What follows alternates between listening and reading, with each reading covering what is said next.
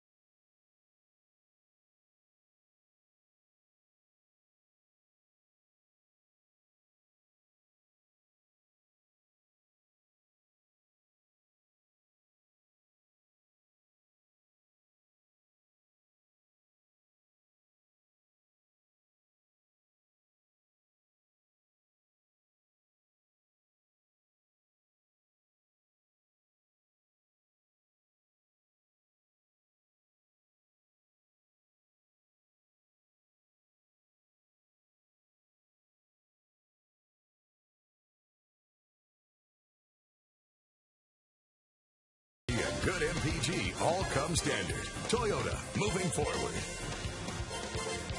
Just picture perfect summer night for baseball here at PNC Park. The Buccos taking on the Chicago Cubs. 78 degrees right now, a little bit of a breeze. And the forecast is for clear in Karstens tonight. Jeff Karstens getting set to take on the Chicago Cubs, sent out by Lou Piniella, and brought to you by Toyota, moving forward. Fukudome. Now Castro moves up to the 2nd spot. He's got a 4-game hitting streak, 6 out of 15 during that stretch. Xavier Nady moves to first base. Colvin in center. Soriano and Fontenot there. Baker at third base tonight. Coy Hill, the switch hitting catcher behind the plate, and Ted Lilly doing the pitching. Yep, they're working against Jeff Carson's. Take a look at the numbers for Jeff so far this year, and don't be fooled by the fact that Derek Lee, Ramos Ramirez, and Marlon Byrd not in the starting lineup. It doesn't make it any easier. If you fall into that trap, you're not thinking correctly. You've got major league batters to face. Apply yourself to who's in there. Don't worry about who is not. Well, Karsten's on the hill ready to go and set to start game 2 of the series right now. Delivers ball 1 to Fukudome. Kosuke yesterday had 1 base hit. He would strike out and fly out. He ended up going 1 out of 3, also walking. And what we had seen during a part of the season was against left-handed starters, Xavier Nady would be the right-handed bat in the lineup, playing right field, and against right-handed starters, it was Fukudome. Fukudome starting last night against the right-hander Oldendorf, starting tonight. What a job Ross did yesterday. 1 tainted run given up. Great work for Ross, the mustachioed Ross Oldendorf. And they're all got it going there. Zach Duke in the middle, Ryan Church right in the glove. How's that for a start? That'll work. I thought he was playing, they had him positioned right. Good defensive positioning there. Well, speaking of defense, let's take a look at how they're positioned behind Jeff Karstens. Village, McCutcheon, and Jones. In the infield, LaRoche, Cedeno Walker, and Bobby Crosby makes a start at first base. I guess driving the game-winning run, a pinch-hitting role, hit the Cubs well, you get rewarded with a start. Yep, that's the way it works. Ryan Doma doing the catching. And Starlin Castro fouls this one away. And the high socks tonight. Bobby Crosby always wears them high, and yesterday he tried to get the team to all do it. And in a sign of unity, they all are wearing their socks up high. Even manager John Russell. Coaching staff, they've all got them up there. I wonder if those are different pants altogether now. Whether they might have driven Scott Bonnet, the equipment manager, crazy. They got to order all new pants, the short pants, because usually they wear them down by those drivers by the meadows. Everybody in uniforms got them that way. Don Long, hitting coach. Ball girls. Now there's a major league outfit. Summer with his hot baseball uniforms. Shoes to match. 0-2 pitch to Castro. All the way. Well, the Pirates minor leaguers have to do that. Joe Kerrigan. Well, we caught you, Joe. That might be a little high for Joe, actually, so we'll count it. But the Pirates minor leaguers all wear them that way. It's a rule from rookie league on up.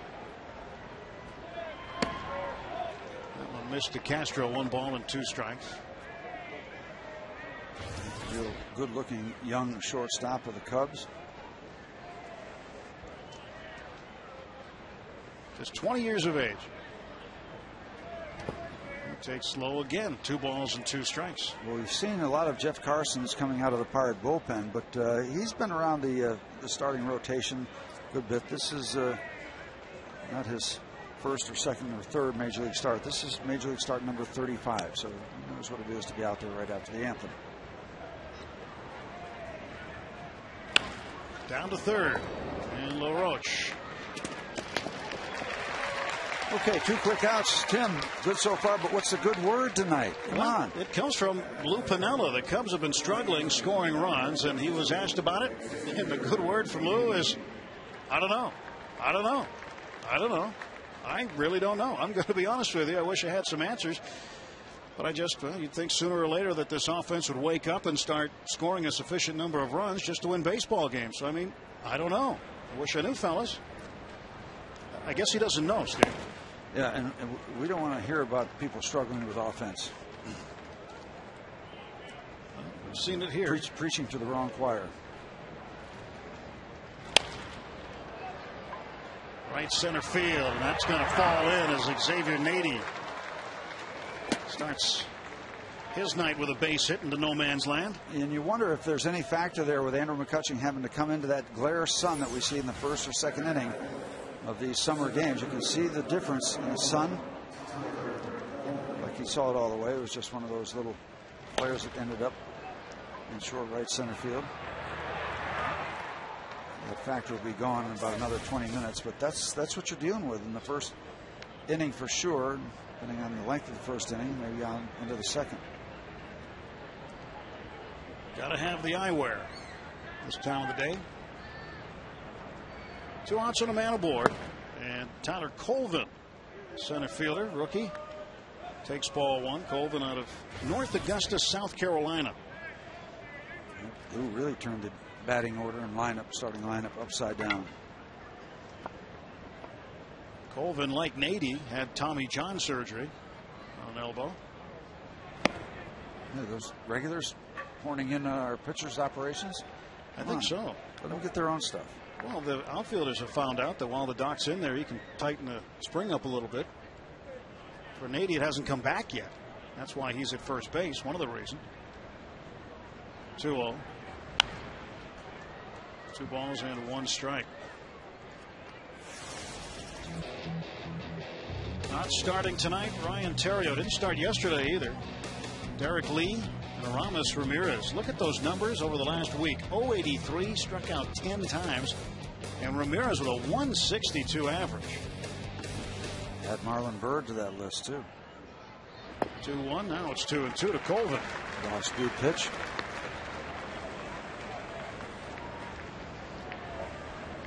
Colvin made his big league debut last year with the Cubs, appearing in 6 games. 3 for 17, and now he's a regular on the bus. Derek Lee, a guy who's flirted with the Triple Crown during his career. Derek came up with San Diego. And great success with the Florida Marlins, and early on in his career with the Cubs. Still having good success. Just out tonight. 2-2 pitch to first base and foul.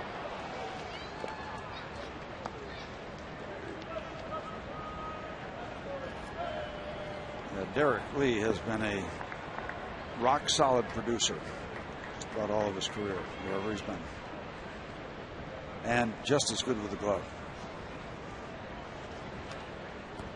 I would say psychologically you shouldn't put too much into those guys being out of the lineup as a pitcher, but it still feels pretty darn good. Giovanni Soto, regular catcher, not in the starting lineup. Lou doesn't know quite what to do with this whole program. We just got confirmation of that. Did you sort of get the hint? Yep. With the good word that. So he might have put everybody's name in a hat tonight. That's sometimes that's what you have to do. Well, there were stories that Billy Martin used to do that. Just put names in a hat, pick them out. 3-2, runner goes, and that is low ball 4. Karsten's a 2-out walk to Colvin. That'll bring up Soriano with Nady in scoring position at second. So those guys out, this is probably your most dangerous batter. Not probably, he is. He's always dangerous. He was at the top of the list tonight with this lineup. Soriano, a free swinger, had a triple yesterday into the north side notch. Ryan Church and Andrew McCutchen were closing in on him. McCutchen called for it. Church didn't peel off, and that caused McCutchen to hesitate for just a second as the ball dropped in.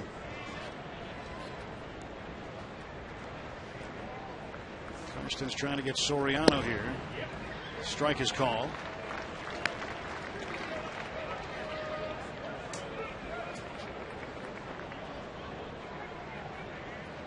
No balls, 1 strike. And the pitch. There's a strike. Calling the balls and strikes, Tim McClellan. Mike Everett at first. Todd Titchener at second, and Andy Fletcher back at third. The crew chief behind the plate. A couple of off-speed pitches by Jeff Karstens to start off this at bat. Effective ones. He's out in front 0-2. Let's see what he tries to do ahead in the count here. Nice. Strikes 3 in a row. Well done. Good job by Jeff Karstens. Gave up a hit and a walk, but nothing across.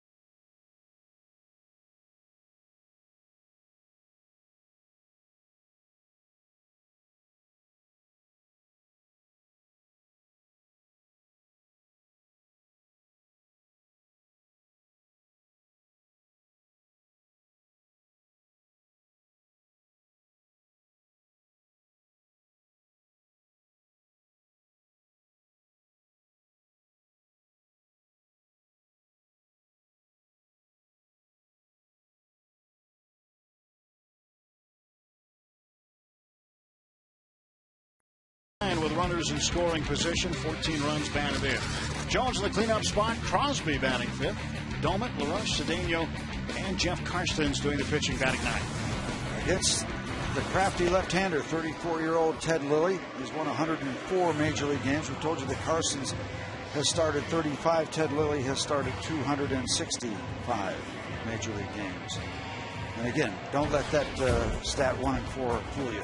He's got a 3.63 ERA. He knows what he's doing. And the Cubs defense brought to you by Mercedes. Baker in there at third, and Xavier Nady makes his second start at first base. Coy Hill behind the plate, completing the battery with Theodore Roosevelt Lilly. And Mr. Colvin coming in to get a pair of sunglasses because he's going to have that sun to deal with just for this half inning, and then it'll be a non-factor, but does the right thing. Comes in, gets a new set of lamps, and ready to go.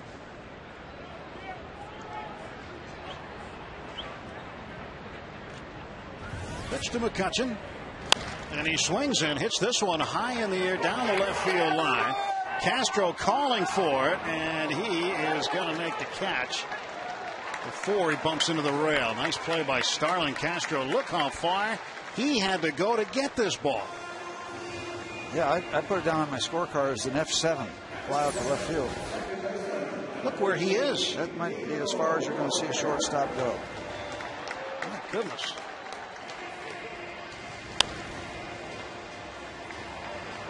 He just kept on sprinting and sprinting until he ran out of ballpark. Caught the ball before he did. And he almost hurt himself after he made the catch. I don't know if he needed to drape himself over that railing, but he gets a circle for a top-notch defensive play. Neil Walker takes inside. Walker has now found himself, for the time being, as the everyday second baseman. 321 is average. That average was the same number last week, a week ago today, when he was called up from AAA Indianapolis. Aki Umura finds himself relegated to bench duty now. Neil has taken over at second base. John Russell saying yesterday that they haven't by any means given Neil the job, but they want to have the majority of the playing time going to him. Aki Umura continues to struggle at the plate. And in the field, too, with range. He's really struggling to get the balls. Well, that's the way that works. It works in the big leagues. You can be given the job on a Tuesday, and it can be taken away from you on a Friday. So they can hand you the job. Hey, the job's yours, but sometimes those things can change rather abruptly. Comes the 2-2. She's hit pretty well to center. Colvin, looking up into the sun, makes the catch. 2 down.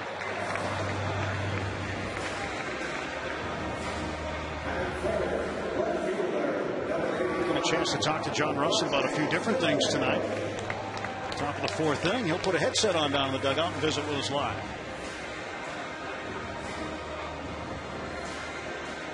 Now Lasting's Millage batting third. Millage out here very early today, working with Gary Varsho.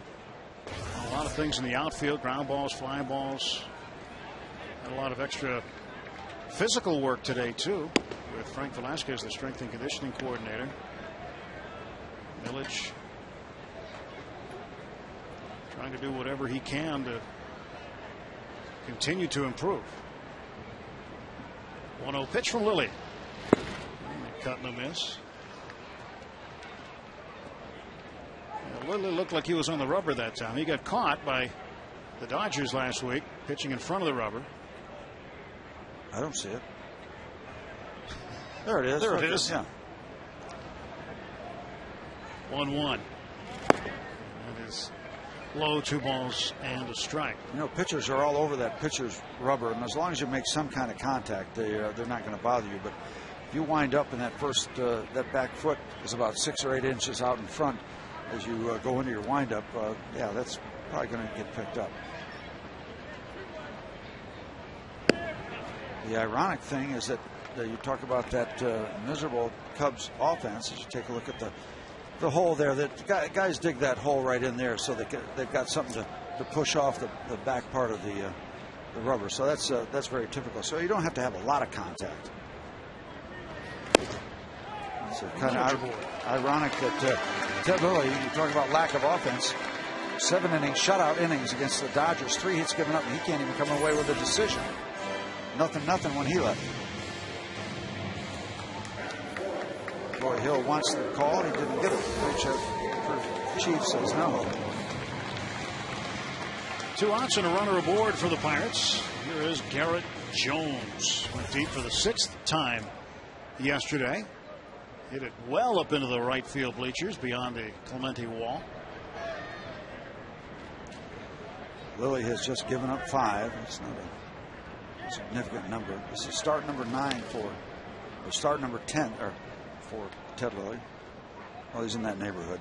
He was on the DL beginning of the year.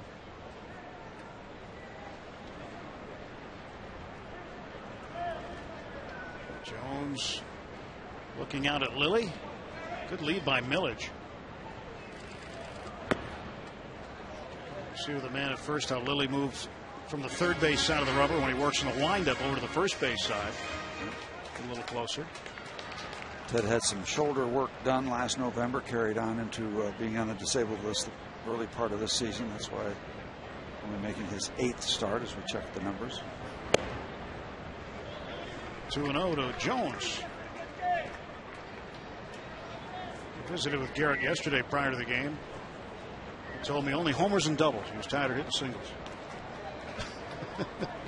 And yesterday he had a home run and a double. Yep. And it was off a left-hander, the home run. I don't think he really meant or said he's tired of hitting singles. I don't think anybody gets tired of that, but what he meant was too many singles lately, not enough doubles and home runs. And he came up with 2 extra base hits yesterday.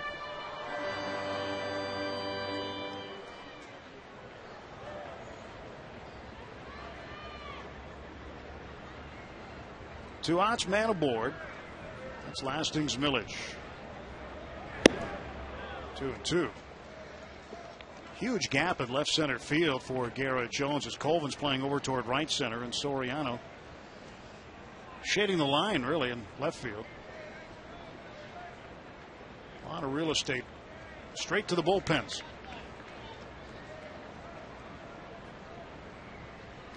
2-2. And there's a one hopper past the second baseman out into right center field. Millage will head to third. Runners in the corners with 2 outs. And Jones, certainly not tired of getting singles, gets another. He hit it just hard enough to get out of the reach of Mike Fontenot. I was wondering if this ball might have gone under the glove of Fontenot rather than to the side of it, but it doesn't matter. It gets out into right field, and Pirates are in business. Hit it pretty hard. Good job of going first to third by Millage. Got there in a hurry. Love to see any left-hand batter get their hits off left-hand pitchers. Bobby Crosby drove in the game-winning run yesterday with a pinch hit single in the 8th inning.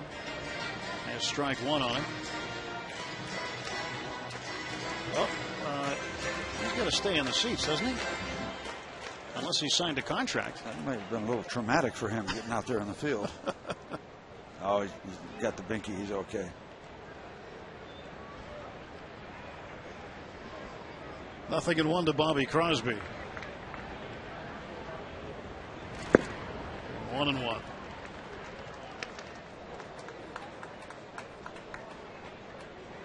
We were in Chicago the last time he had that little facial hair going with that Fu Manchu look. And he's growing it back.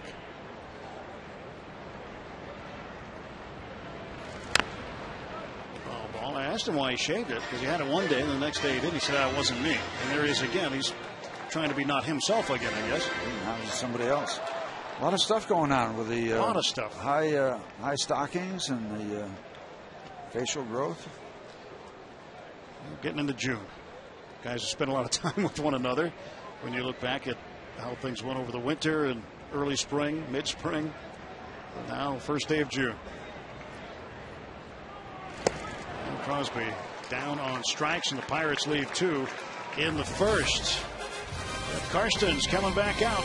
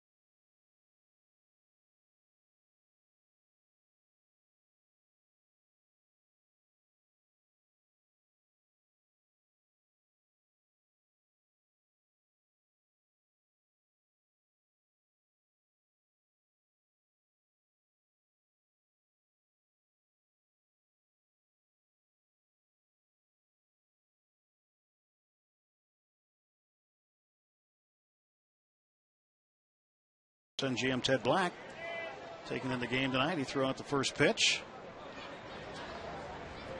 Rivers Casino, one of the great neighbors down here on the North Shore. I had a chance to spend some time over there Sunday night. Some of the folks in the 446 room. Found out why they named it the 446 room. There were 446 bridges in Allegheny County. Check swing by Fontenot. Roach throws him out, one away. Greg earlier out there on the hill. A little different perspective when you're standing on the rubber, huh, Steve? Oh, yeah. What a catch by the parrot. Oh, he fooled him. And the Carlin family enjoying it today. Now look at the number. 777s. Yep, that's a jackpot winner. That is cool right there. 3 of a kind beats a straight. What? Yeah. On that shirt. Oh, okay. I've been playing the wrong poker for years. Not in real life.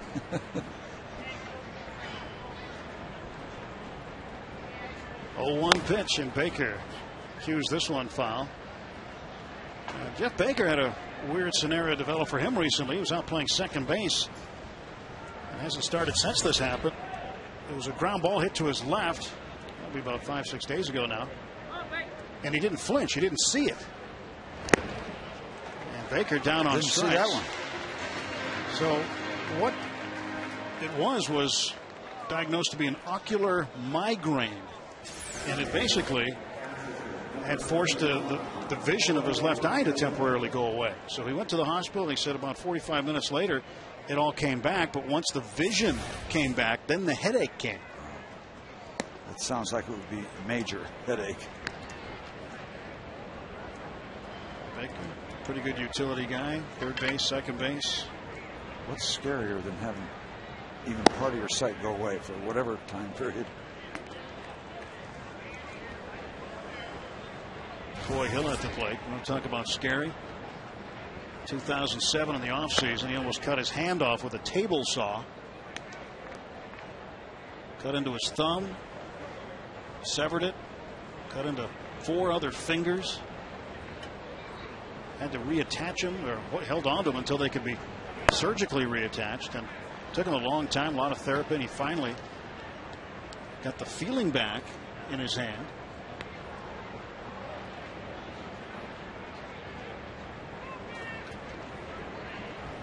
Here he is getting a base hit in the big leagues after all that, and he continues to be a solid backup catcher for the Cubs. Got a 2-out single. That's just base hit. That's an amazing story, because when you fool around with your hands as an athlete to that extent, that serious an injury, your first reaction might not be pain, might be thinking more of loss of career than anything else. Give him a lot of credit. Is that important? They kept track of the parts. Yeah. He had them inventoried, so they knew where they went. But it wasn't as though he was an amateur at it. I mean, his dad was a master woodworking craftsman, and so he had been around it. It wasn't his first time around a table saw. Ted Lilly slaps this one up in the air, foul. 1 ball, 1 strike to the Cub pitcher. Hitless so far this year. Yeah, he's 0 for 11. Out of Torrance, California. 44 years old. First came to the big leagues with the Montreal Expos in 1999. Stops with the Yankees in Toronto and Oakland. When you watch the Cubs take BP, and we get the opportunity at Wrigley Field to see them come out real early and have the pitchers hit, he seems like he has more fun than anybody when he's at the ballpark. Loves being around the cage. Hits this one down to first base. Bobby Crosby will handle it. Steps on the bag. Lilly is retired. No runs. A hit, a man left. And through an inning and a half at PNC Park, still scoreless.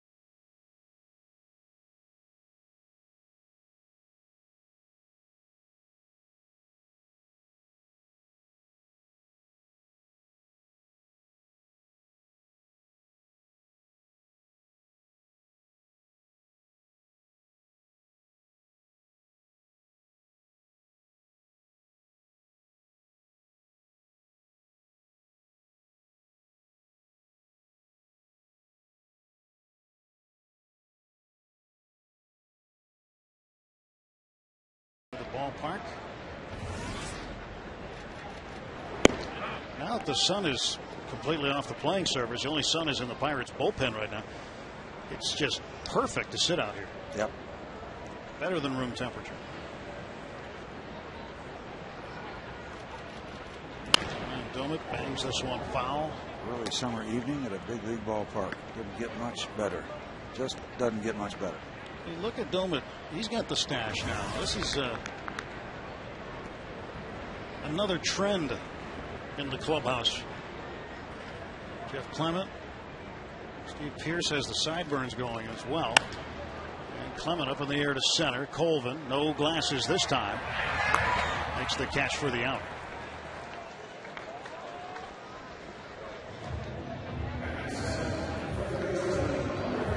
Jones. Time for a snack for Mr. Jones. You always have to stay. Nothing for Paul Mulholland. No, he doesn't have one, huh? Karstens is trying. Joe's always had one. Part of the package with Joe. LaRoche to third base. He is gone. 2 away quickly. Visit the official online shop of the Pirates at Pirates.com. Browse the largest selection of official gear, including the latest apparel, nostalgic memorabilia, and authentic classics for the whole family. You get your gear from the official source, the Pirates.com shop, except no substitutes. Well, the red jerseys there, good hats. 2 outs for Ronnie Cedeno.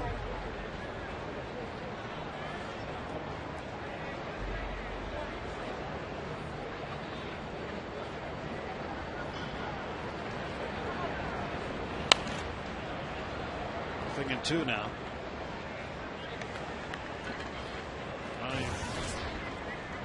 0 for 4 yesterday. Last 7 games hitting .391 with a homer and 3 runs batted in.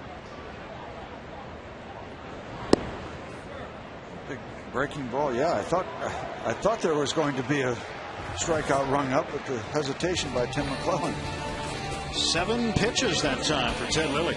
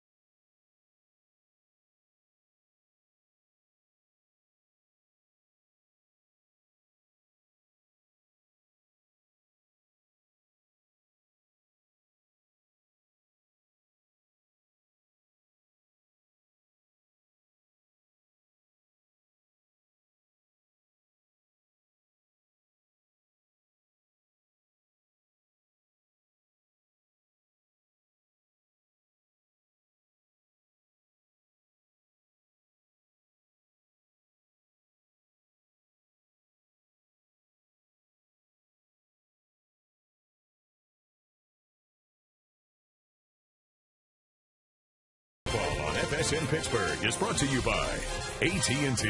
Rethink possible. And by Day Automotive. We're going to make your day. Great look. The Allegheny in the city of Bridges. No score, top of the third. Fukudome takes a breaking ball from Jeff Karstens for a strike.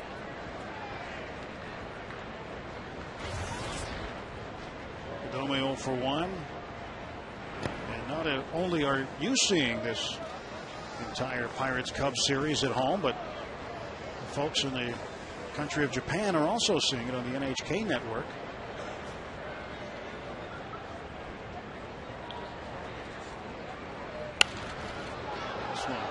A screamer fouled away. And if you're wondering what they're doing, it's breakfast with the Bucks in Tokyo right now. It's 8:39 in the morning on Wednesday in Tokyo, Japan. Where'd that night go? I've had a few of them go pretty fast, but I'll tell you that. I don't even have a headache. Got to write that formula down then. Yeah, really. Can't wait for tomorrow night for it to be Thursday. That's down the line, and Fukudome can run. Jones will retrieve it against the fence. He goes down. Fukudome will head to third.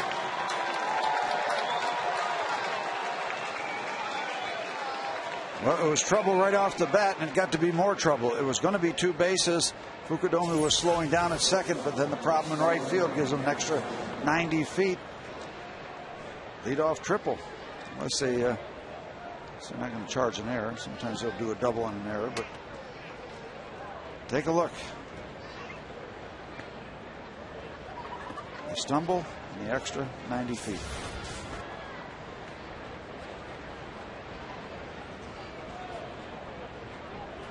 Cubs with a runner at third and nobody out. Castro takes inside. Starlin Castro, young Dominican shortstop.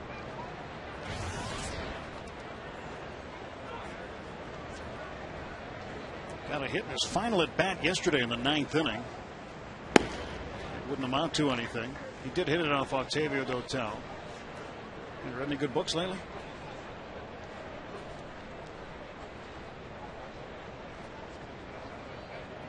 Just willing to help anybody out. That's the parrot. If that's Evelyn Wood inside that suit. This should get the run in. Jones will line up the throw. And it will not get the run in. What a throw by Garrett Jones. Well, that's Claudia, the third base coach, held up Fukudome. They know that Garrett's got a good arm. Well, he had a chance to get under it, and it wasn't all that deep. And it's a great time to show off your arm. Nothing to lose. Just air it out. Don't need a cutoff man. Nothing else happening. And they kind of shut it down early, so he wasn't going to go. But still, impressive throw. The height helps because he can circle it, take the ball on the way in, and cut it loose. Right up the third baseline, just enough. Tries to bring the infield in. Maybe we can salvage the whole thing out of this. Here's Nady. Swing and a miss.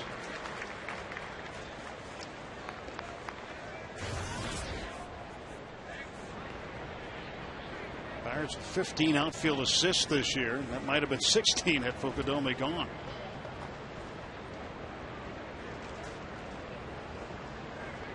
Goes to lead the league in that category. 0-1, and that one is low.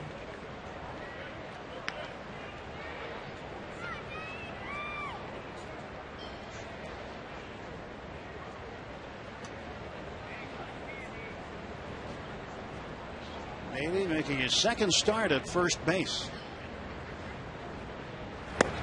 Now, interestingly enough, the last time the Pirates and Cubs played at Wrigley Field, Steve, the orders were pretty much run on any ball hit to right field when Nady's out there. He's still struggling with that Tommy John recovery, does not have 100% of his arm strength back, and cannot make that strong throw that you need from right field on a play at the plate. So guys have been running on him. And this time he's made Millage run deep to left, and a 2-run home run for Xavier Nady. And that's why they've got him at first to get his bat in the lineup. Cubs up 2-0.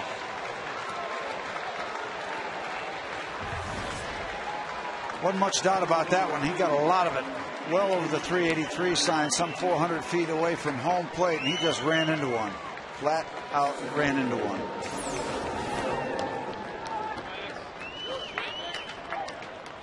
They've done a little bit of a breaking ball that kind of stayed there, maybe about belt high.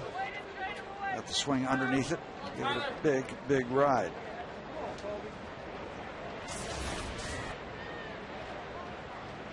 Tyler Colvin walked his first time up. Takes low for a ball. Alfonso Soriano out on deck, and one man is out. Let's see who caught this one. Like some good defense out there beyond the wall. It wasn't Millage. How about that? Got a good position. Obviously a Pittsburgh fan. Best defenders in the league. That's Pitt Panthers too. Sure does. A lot to like with that basketball program, Jamie Dixon's. Colvin down on strikes, 2 away. An awkward swing, out number 2.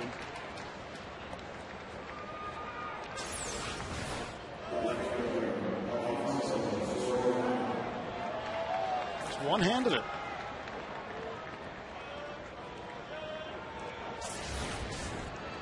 Could have been looking for a different pitch in a different location. That's a bad combination for hitter. Soriano also struck out his first time up. He's 0 for 1. Takes a fastball away. 1-0. Karsten's out of San Diego. Played collegiately at Texas Tech. We've got 2 Californians. Ted Lilly out of Torrance in the LA area. Karstens has done reasonably well since being called back to the Pirates. In his roughest night happened to be in Southern California when he started against the Dodgers. Yep, he started 3 right away, and that was the middle start, and that was a bad one. The one after that, the last start before tonight, 6 scoreless innings against the St. Louis Cardinals, just giving up 3 hits. To right field and shallow. Here comes Jones. He dives. He can't get it. And a base hit for Alfonso Soriano, and Garrett Jones very slow to get up. He's had a lot of work out there this inning. Had to go into the corner, lost his footing against that ball that Fukudomi hit, and now kind of a rough landing in this attempt to try to get that ball that Soriano hit. Glove hand is dragged behind him. Yeah, he might have rolled over on it a little bit.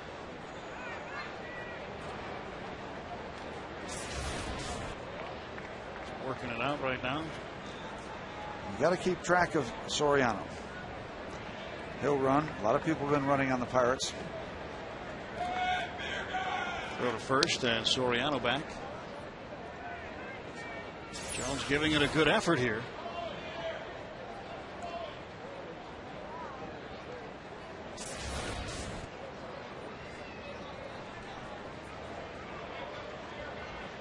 Mike Fontenot is 0 for 1. He grounded out to Andy LaRoche.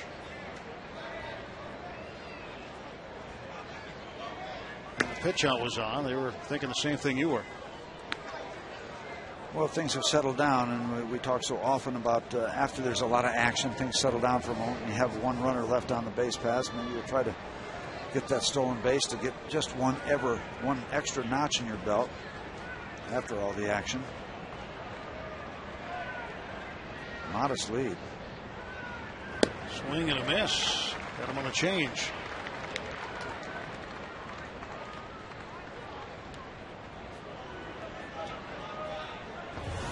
Two nothing Cubs. The 2-run home run by Nady.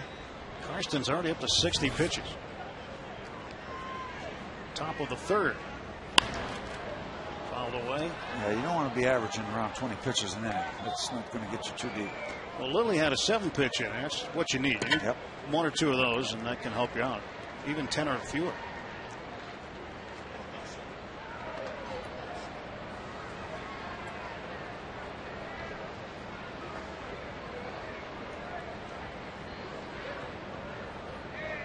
One ball, 2 strike. Offering will wait as Karstens pays a little attention to Soriano.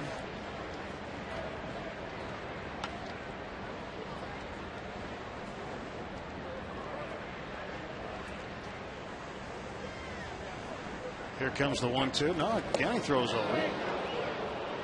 Crosby thought he might have had a tag on him.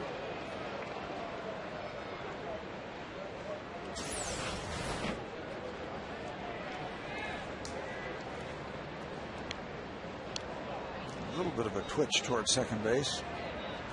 Come back all right. he does it, it's going to be based on speed because his lead is kind of average, modest. Up in the air to right center. McCutchen will take care of it. A little bit of damage done by the Cubs in the third. A triple by Fukudome and the homer by Nady makes it 2-0.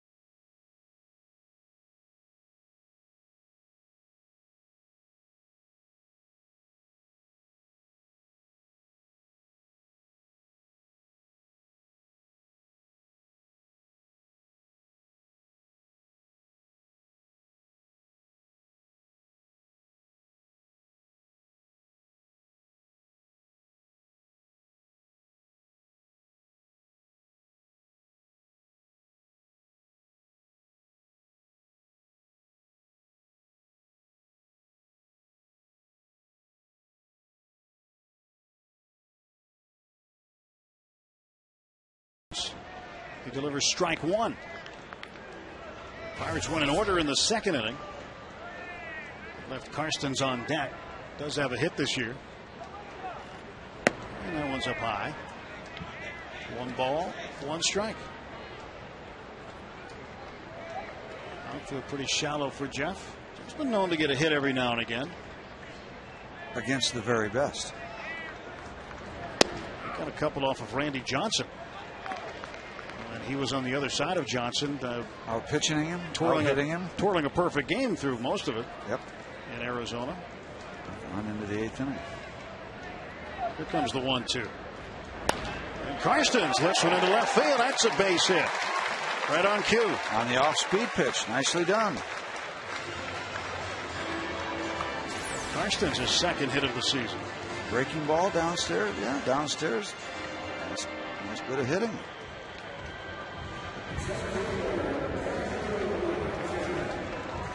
There are some times when something will get under the skin of Ted Lilly. That's probably in that category.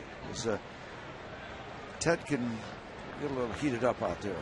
Probably not liking giving up that hit to the opposing pitcher. Take a look at our Barrel Automotive League leaders stat.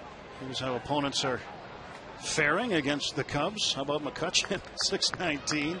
Martin Prado, he's pretty good. 583. Todd Helton doing well. Garrett Jones on the list too. Barrel.com, definitely worth the click. 2-0 to Andrew McCutchen. He popped up foul and deep. He probably thought it was going to be a strike, but Starlin Castro made an unbelievable play, running from his shortstop position way out to left field to grab it right in front of the railing. 2-1 now to McCutchen. Usually going to have a lot of strikes to offer at with Ted Lilly. He's been one of the best control pitchers over the last handful of years. Pittsburgh kid Neil Walker on deck, completing his first full week as a starter in the big leagues. 2-1. And this one up in the air to center. Colvin camping under it. And McCutchen is 0 for 2. Let's check out our day automotive this day in Pirates history. June 1st, 1965. Bob Veal sets a franchise record with 16 strikeouts and a complete game win over the Phillies. Bucks would win 4-0. And it was their 12th consecutive win. That's our this day in Pirates history, thanks to Day Automotive. Big Bob Veal. He could throw it very, very hard. Great speed, the big man. Neil Walker flying out to center field first time up. He's 0 for 1, and he takes strike one from Ted Lilly. Even Walker's trying to grow a mustache. 24 years of age. Called up a week ago today while the Pirates were in Cincinnati. 1-1 now to Walker. Switch hitter batting right-handed. I talked to Neil's dad, Tom Walker, a good friend, after he got called up. I said, "Where are you, Tom?" He said, "I'm chasing my kid around." He was up in the Milwaukee, up in the Wisconsin area, on his way down to Cincinnati to see Neil. In front of the 1-1. Dad, a former Major League pitcher. Well, there's always that extra expectation when you get drafted by your hometown team. And also that extra bit of anticipation by the player himself to make it. Absolutely. 1-2 is fouled away.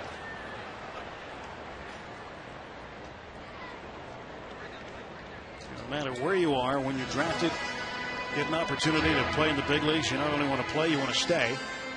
And when it happens in your hometown, which doesn't happen all that often. Doesn't get any better. Just doesn't get any better. Play in the big leagues in your hometown. Team you watched as a kid growing up, you know the history, you know the ballparks. You've been to going up Three River Stadium and here at PNC Park.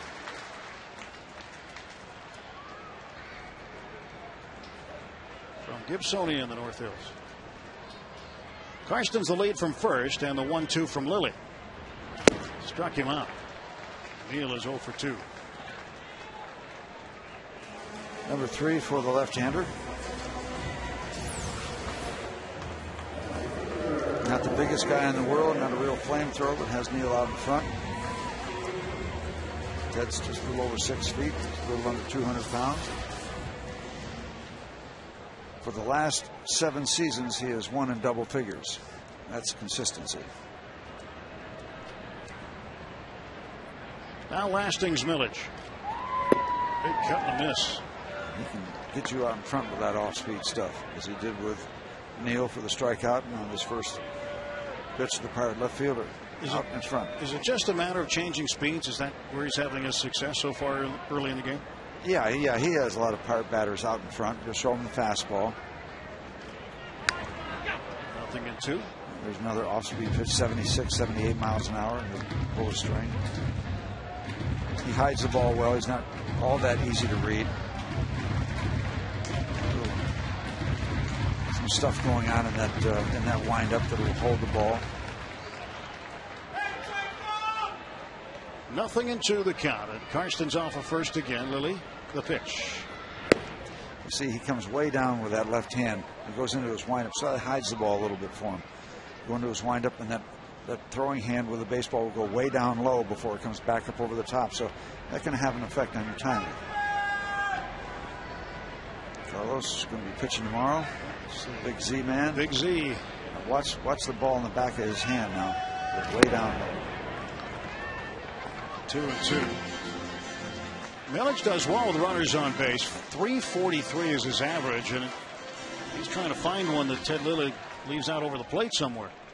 Yeah, maybe we can get a shot of Ted from behind him. And he goes from that set position. He'll take that ball almost down to the ground and back up, come way up over the top, and then you got to have your timing just right.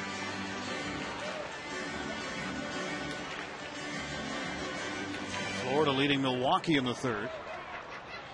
Milwaukee lost there yesterday, too. And how about Atlanta? They're in a rain delay in Atlanta. Surprise, surprise.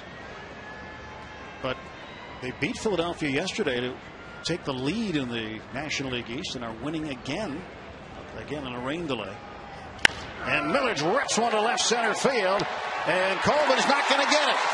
Here comes Karstens. He's going to get waved around. And around second is Millage heading for third. The throw to third. Millage slides. He's out. And the run doesn't count. Or does it? I think it does. He's hit safe. And it didn't count by much. Jeff Carson's coming around third base. And it was very, very close. Well, usually the umpire will point at home plate, indicating that the run counts. McClellan waved his arms back and forth as though to wave it off. So a double for Millage.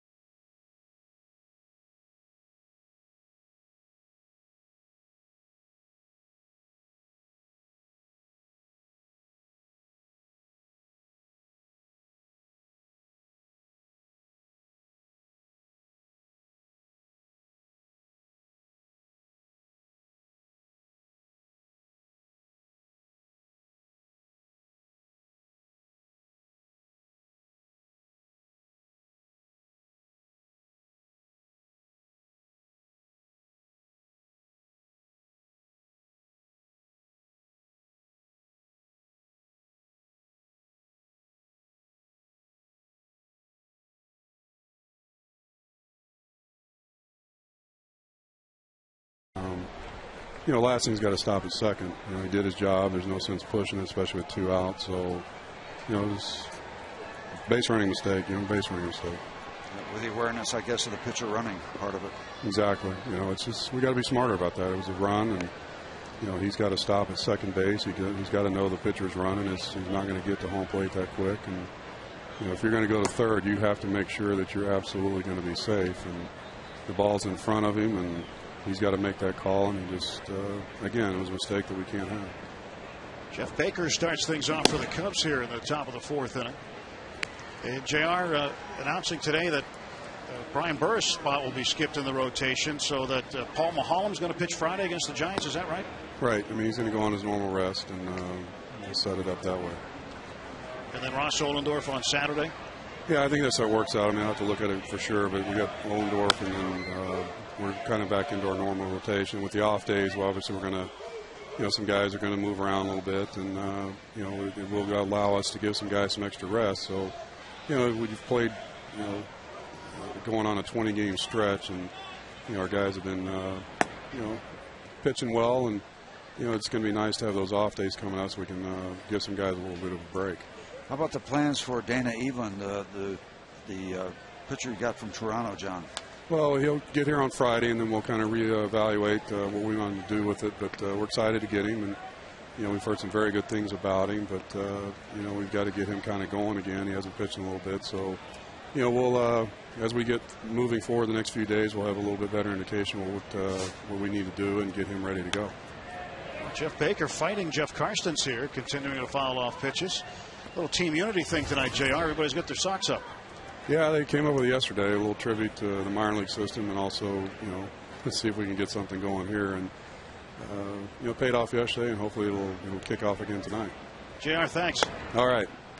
John Russell, Pirates skipper, joining us here as Jeff Baker walks in a 3-2 pitch, and the Cubs have the leadoff man aboard.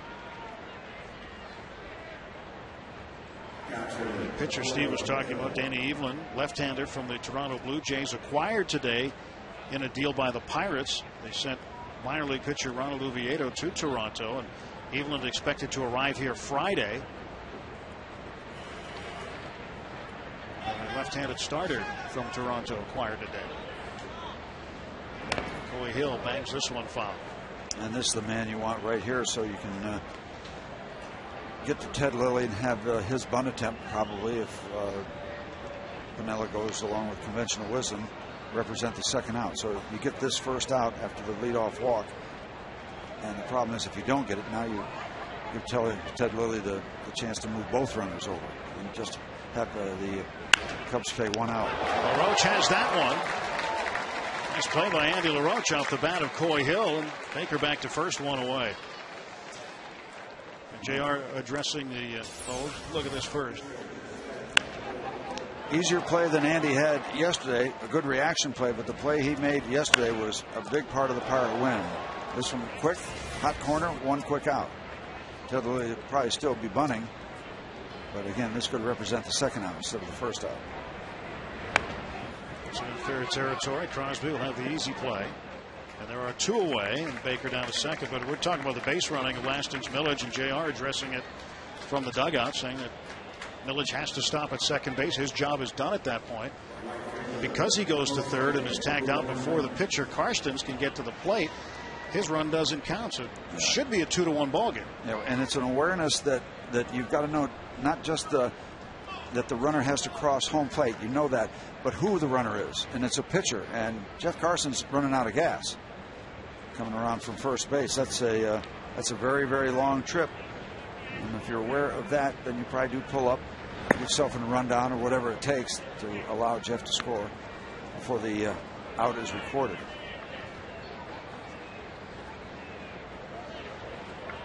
One ball and no strikes to Kosuke Fukudome. He tripled into the right field corner his last time up. He's 1 for 2.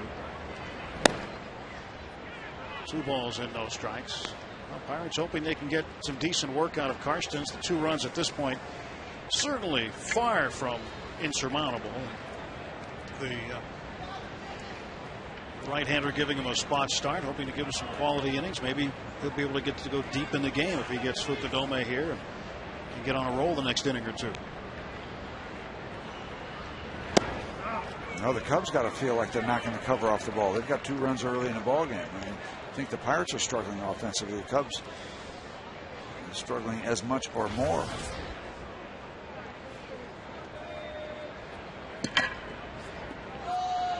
Two one. Now it's 3-1. Fukudome trying to make life difficult for Jeff Karstens here. Karstens. Jeff he's worked himself into 3 strikeouts, but he's walked 2 and he's in danger of walking his 3rd. And he's walked Fukudome. 2 walks in the inning. Leadoff walk to Baker. Baker still at second base now after the sacrifice by Lilly. It's 3 walks in the game now for Jeff. Starlin Castro, ground out and a fly out. Number 2 hitter in the order.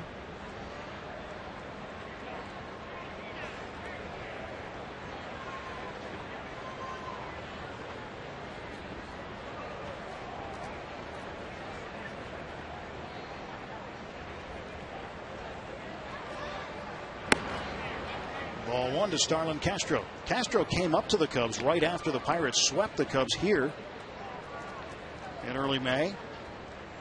And it was one of those other times where Lou Piniella was searching for answers. And so he said, to heck with it, we're going to bring this kid up. Took Ryan Theriot, who was leading the National League in hits at that moment, moved him to second base, and put the 20-year-old Dominican prospect in at shortstop and gave him the keys to the candy store and said, you're our shortstop now.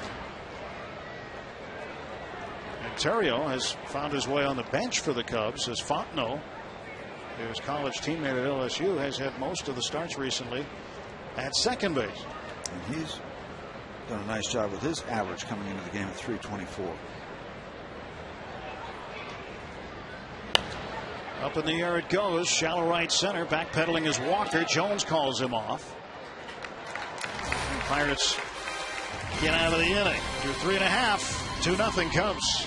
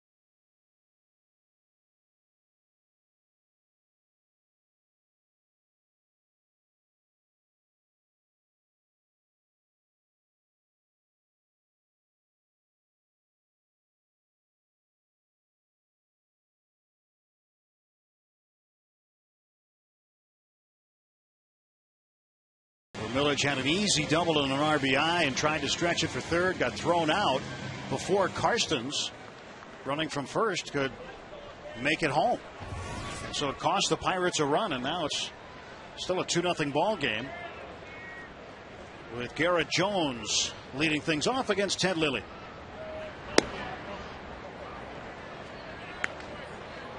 One ball and no strikes to Jones. He got a base hit first time up.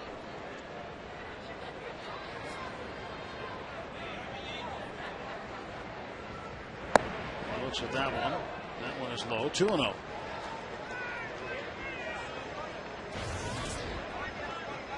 Three out of 5 in the series.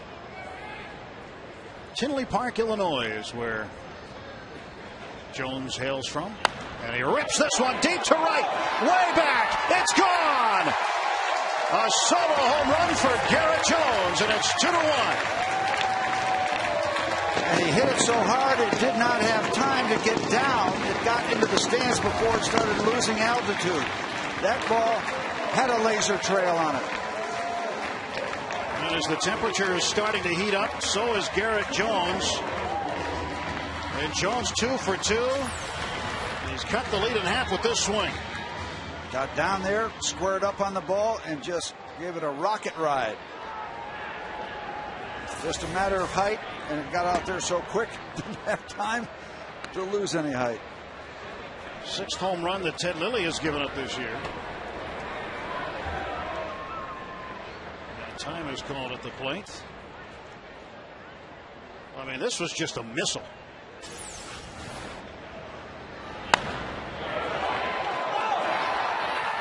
Wow. And Crosby hits one to center. Dead ahead is Tyler Colvin for the catch in the out.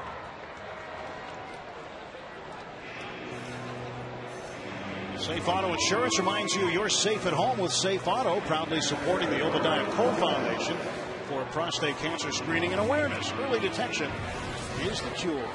Bucco's on the board now. Back in the old days, guys used to say when he got back in the dugout, did you get it all? And the answer is yes there. I don't think they had to ask him. Here's Domet, hot shot. Nice play. Starlin Castro. They said he caught it, but he threw it anyway. Yeah. That's a line drive out. So if it appeared as though Domet wasn't running at the end, he was already out.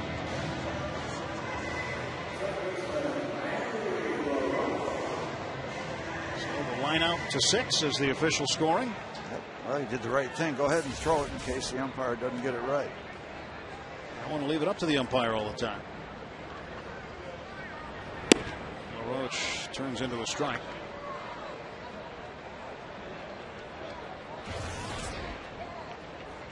Castro shows a lot of poise for a guy who's only 20 years old in the big leagues. An off-speed pitch again. That time below 70 miles an hour. 69 miles an hour on that off-speed pitch from Ted Lilly.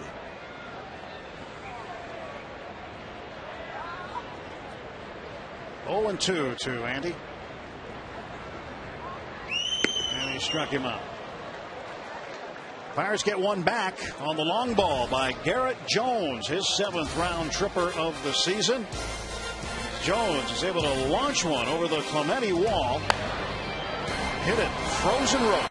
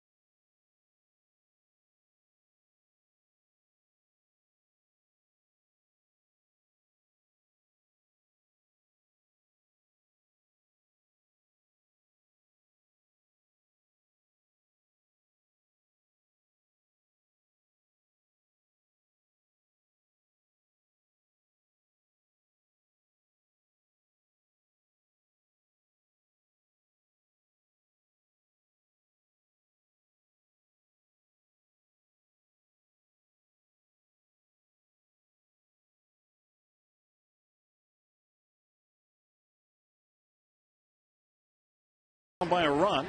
We start the top half of the 5th inning. Xavier Nady will lead off for the Cubs. Tyler Colvin and Alfonso Soriano facing Jeff Karstens. And Nady rips one to left center field. He has been on the baseball tonight. Millage will get that one in, and Nady stops at second. 3 for 3, and Nady now a triple away from the cycle.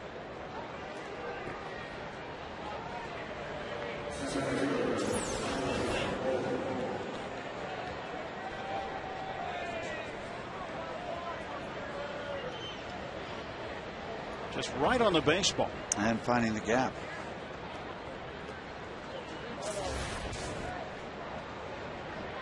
So Nady at second base. Leadoff double, and now the job gets tougher for Jeff Karstens.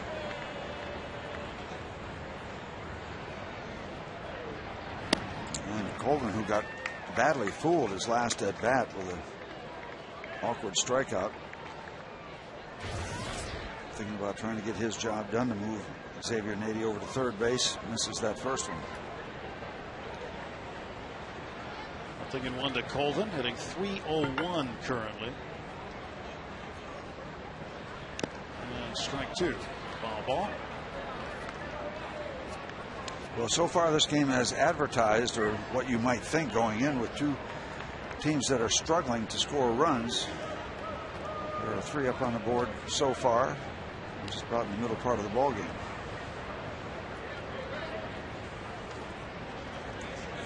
Karstens late to get this one here and then take his chances. The guy on deck. 0-2. It missed. Well, when you get in this situation, you're automatically thinking strikeout. You're out in front 0-2. Trying to prevent Colvin from moving Nady. Colvin, 2006 first rounder by the Cubs. Not the easiest thing to do. Jeff's got to kind of fool him because he's not going to rear back and throw the ball by too many people. And that gets Nady over to third base. And there's one out. Does his job. Now Soriano a chance to drive in a run as Nady rests at third. Soriano had a base hit in the third and struck out back in the first. Yep. He is definitely a strikeout candidate, but not the easiest guy to pitch to. He's hard to scout because he swings at stuff all over the place. I got to feel like he has a little guess hitter in him. Will hit some pitches he's not supposed to and misses some that he should. Former second baseman Soriano reluctantly went to the outfield when the Washington Nationals wanted him to move out there, but it's worked out pretty well for him. There's an example right there. I think he's looking for something else and had that late kind of wave. Thoughts of a different pitch coming at him. Nothing in 1. And this one up in the air. Shallow right center. Somebody take charge. Oh, Walker's got it. Okay. That's a big out for Karstens. 2 down. Nicely done.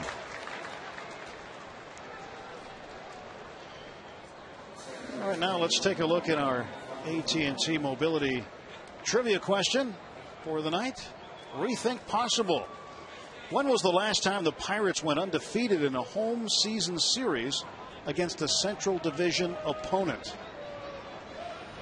You're going to have to go deep into the Google machine, Steve. Wow, that's a tough one. Think about that. Mike Fontenot, 0 for 2, ground out and a flyout. I'll say 1992. Is that a guess, or do you know? And who did they beat? Which Central Division opponent? Is that the question? Say which teams? Well, yeah. It'd be nice to know. You know, if I traveled more, I'd know more about these rules. Let me call Rock. Let me call John Wayner. Yeah. I want to take what is that TV show? I want to get a Lifeline or something. Lifeline? Well, he took your book of rules this year. The brochure. 0-2 to second base. Walker gloves it. Nice. Karstens survives the leadoff double by Xavier Nady. Halfway home at PNC Park, it's a 2-1 ball game.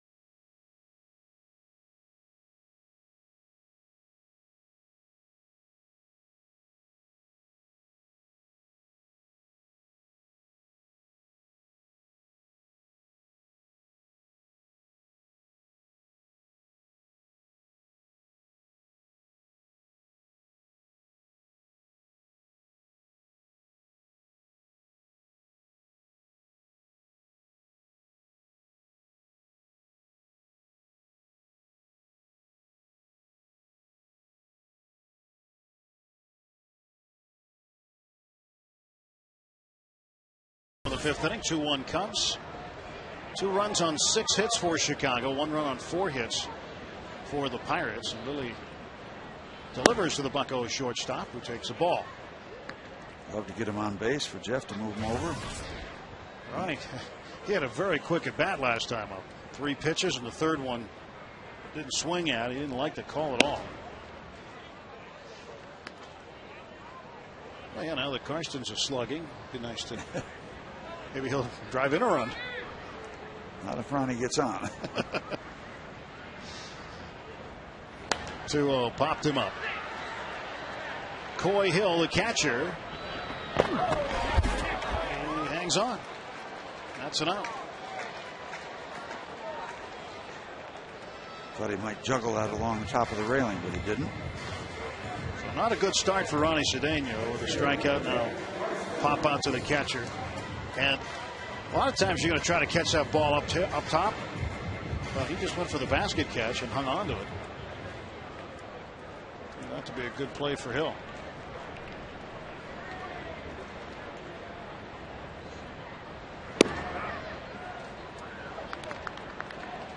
Nothing in 1 to Jeff Karstens. 1 for 1 tonight.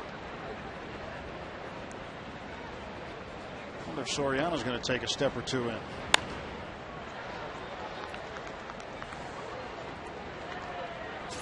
The Cubs catcher here in this pop-up. Turns around. Okay, over this way. Had it well secured by the time he got to the railing. It's a good play. Karstens down on strikes, and he knew it. Quick work for Ted Lilly so far. Get the first 2. Now the Pirates have to try to strike with 2 outs. Andrew McCutchen, he has not had the type of night he wanted. He's flied out foul and flied out fair. 0 for 2. Boy, McCutchen in batting practice today was about as locked in as I've seen him in terms of hitting the long ball. He had a few over the 410 side on the north side notch that were laser beams. Now, he's not a particularly big guy in terms of bulk. You know, if you stood him up next to Garrett Jones, it's one size and another. But he is just so strong and put together so well. Is it fun to have batting? These guys, they'll hit until you drag them home. You know, about 50 miles an hour right there. It is fun for Major League hitters to take batting practice. They all love it, and they love it for hours on end. 57-footer. 3-0. That's what we used to tell our guys when they're hitting the ball over the fence in batting practice. What time is it? What time is it? 6 o'clock. Great 6 o'clock hitter. Yep. You got to be a 7 o'clock hitter. That's when it counts. Or 135 on a weekday. 3-0's a strike. Andrew McCutchen has been hitting third throughout most of this season, back up to the top of the order, trying to get some offense going. But that does is it's left a revolving door in the 3-hole. There's ball 4, and now with 2 outs, you've got McCutchen representing the tying run, and nobody in front of him. He hasn't stolen a base in a while. Maybe he gets on the move, but again, you're facing a crafty left-hander in Ted Lilly who might be able to keep him close. There will be attention paid. So, 2-time All-Star Ted Lilly. Walker looking for a hit. He's 0 for 2, flying out to center, and struck out swinging in the 3rd. This is where a lot of the action is going to be on that shot right there. Pitcher and potential base stealer.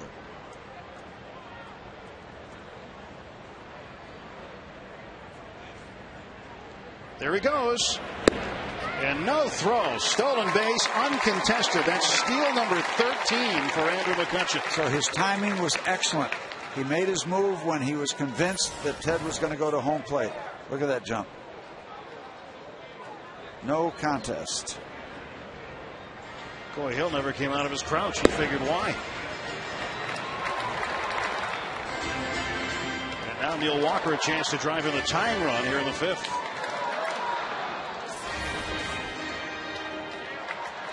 McCutchen had a couple of opportunities yesterday with 2 outs to run, and he didn't. He's got the green light. He makes that call. And he did not go, but today wasted no time. I'm a little surprised Hill didn't throw the ball, because it seemed to be more speed than jump there. When we had that side shot, many times the runner will take off before the guy really is starting to deliver, but it looked like Ted was getting ready. He was just ready to release the ball when Andrew took off, so that seemed to be more speed than break. 0-1 to Walker. Yeah, if we get a chance to take another look from that side. Oh, yeah. He did take off early, so he did guess. Good shot. Yeah, he was off to the races, so Hill did the right thing, holding on to the baseball.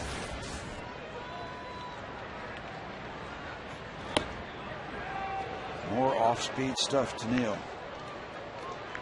Took that one for a ball, pretty close. Good discipline to lay off that pitch.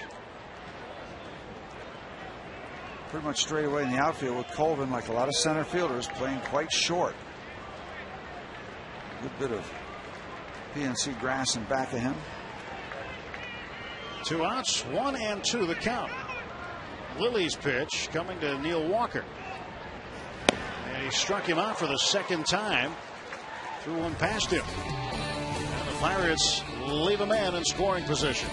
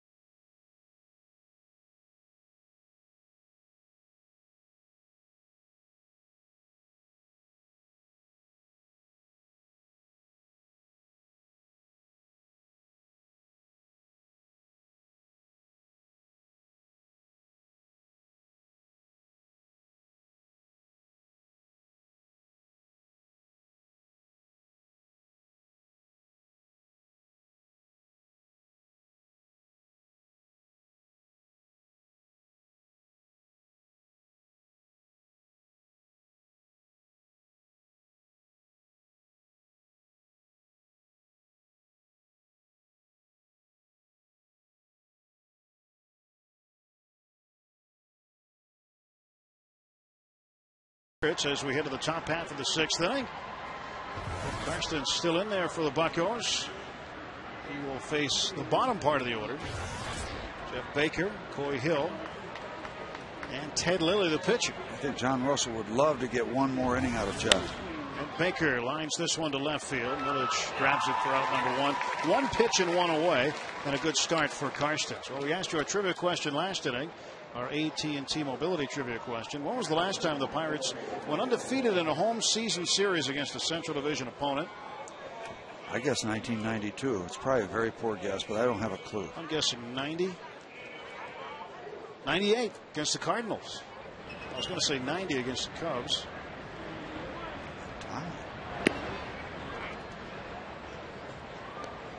Ties in baseball. I don't remember the story about that tie, do you? Ties in baseball. 98, that's a little while ago.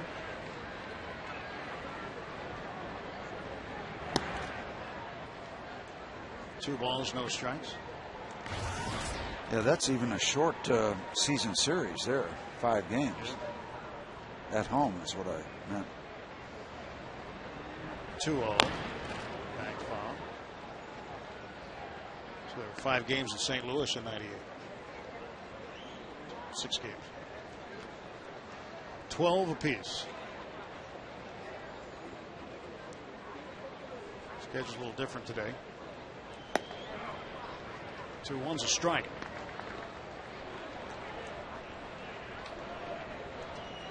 Two and 2 to Coy Hill, 1 down. Baker had lined out to Lasting's Millich. Tap foul. But could that be a late game tie, and then it didn't have any, they shut it down, didn't have any effect in the positioning of the teams, so they decided not to finish it? Who knows why they play a tie in baseball? Well, last year the Pirates and Cubs playing the final meeting of the year in Wrigley Field. Rains came. 2-2 is low, 3-2, and neither team was going to go to the postseason. Both have been eliminated, and they waited as long as they could. I think the umpires had to catch a flight, so they said that's enough. And both teams ended up playing 161 last year as a result.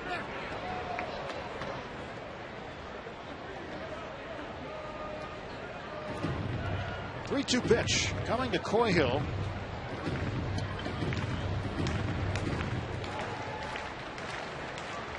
And Karstens delivers the payoff to Bobby Crosby. 2 away. Well, I'm giving an A grade for Jeff Karstens.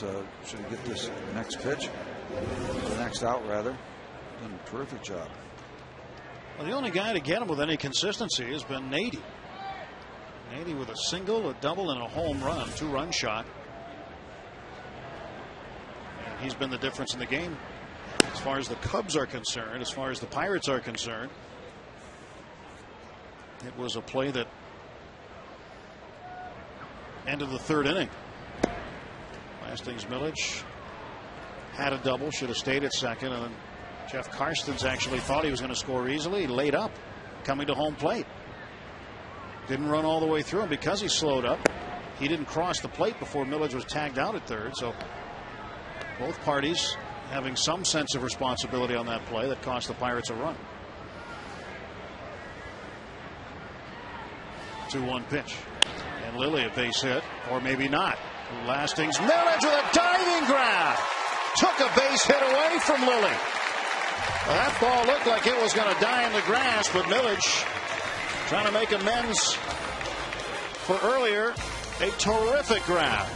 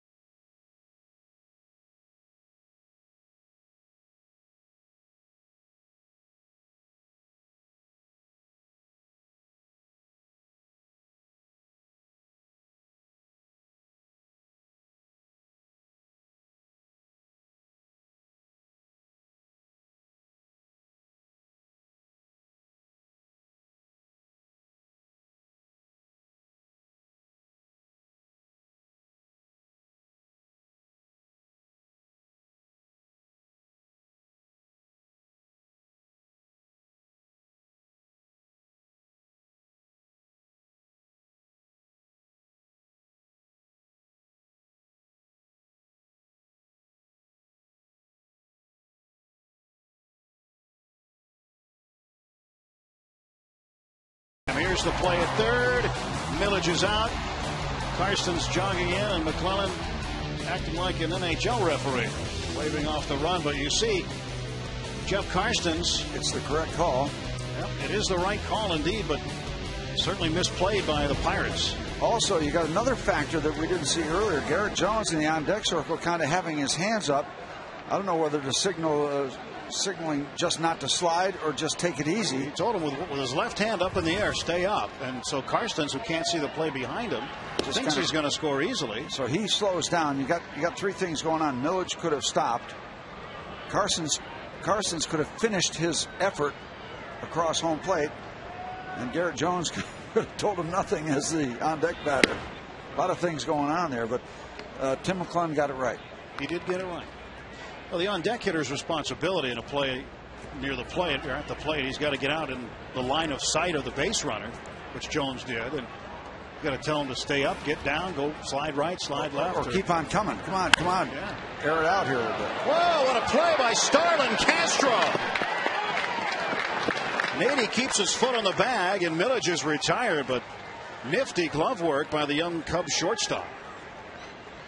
We caught a line drive in this kind of fashion, but this ball almost took him into left center field. That ball was tattooed, and he stayed up with the ball when it came up. That is a top-notch play, because you don't know what that bounce is going to do. It's hit so hard, whether it's going to stay down or come up, and you don't have much time to make up your mind where you want to put the glove. The ball came up, he stayed with it, and it came up.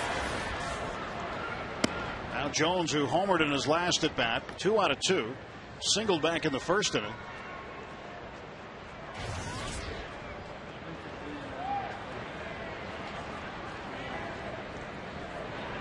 One of the other aspects of that play at home plate, when Carsons was coming across, Tim McClellan, who got the call right, usually will just not give you a safe sign like a runner is safe at base. He'll have his arms over his head saying no and wave it off that way and point to home plate if the run counts. If the run counts. But he gave the safe sign. That confused the issue for a while.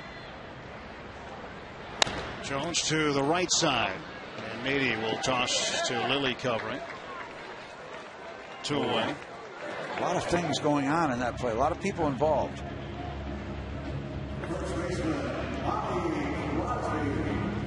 That really, more than anything in this ball game, has been the difference. And Millage at fault, but also Jeff Carson's. Pitchers aren't good base runners. And probably very seldom in that kind of situation where you've got to finish it off, get across home plate. You've got no play in front of you. You don't want to still slow down. It's happened before, guys. They've not scored. Crosby drives one to left field, but the ballpark will hold it up for Alfonso Soriano. Pirates done in order in the 6th. Head to the 7th inning. 2-1 Cubs.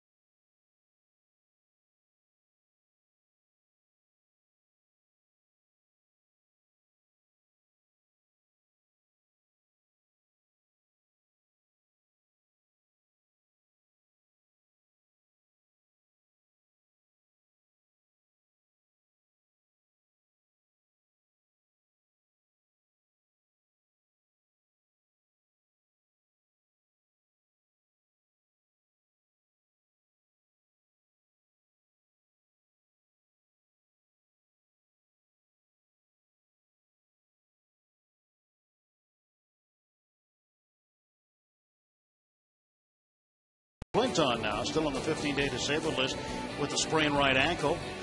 Took the boot off yesterday. Still no timetable for his return. That's our injury update. Thanks to our friends at Allegheny General Hospital Sports Medicine, official medical provider of the Pittsburgh Pirates. A new pitcher on for the Bucks. Yep, Javier Lopez coming on after Jeff Carsons gave John Russell 6 very good innings. A couple runs given up on 6 hits, 3 walks, 3 strikeouts. The numbers for Javier Lopez, very good ERA, good hits to innings ratio, and trying to hold the fort and see if we can get these Pirate bats going. Lopez facing the left-hander Kosuke Fukudome. Fukudome walked his last time up. Tripled and scored in the third. He got to ride home on Nady's homer to left.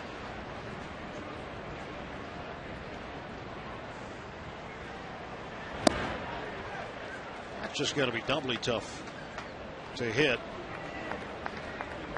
Fukudome's swinging style against Lopez's pitching style coming from the side that way. Got to be tough. These left-hand batters do not like these sidearm and lefties.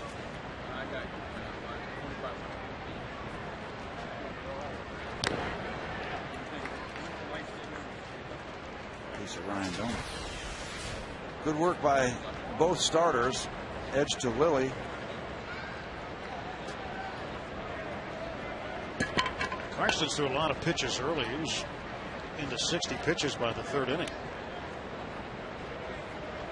But still an effective job in a spot start. Absolutely. Had base runners on and left in each of the first 5 innings. 1, 2, 3 in the 6th. I'll give him an A. I'll give him an A plus if he was ahead in the game. I'll give him a rock solid A for his work tonight. Pitcher spot comes up 4th in the bottom of the 7th. 2-2 now to Fukudome. Fukudome, a longtime Chunichi Dragon. And he and Braves starting pitcher Kenshin Kawakami were teammates with Chunichi for a long time.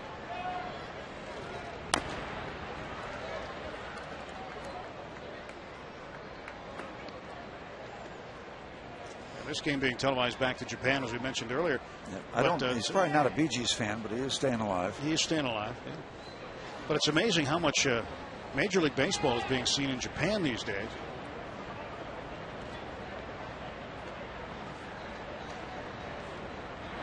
And that's strike 3.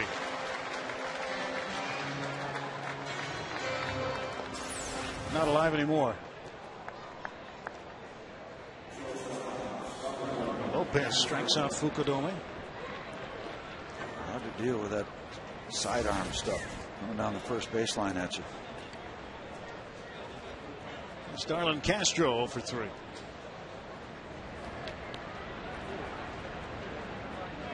He tries to bunt. That's a strike. Well, Javi Lopez spending a lot of time away from home. He's looking forward to the trip to Colorado to see the Rockies. That's where his home is, in Golden, Colorado, just to the west of the city there. Wife and newborn are there. Why does that town sound familiar? Why do we have connections in Golden? Golden? That's where the Rocky Mountain spring water is brewed. That's right. It's the world's most refreshing beer.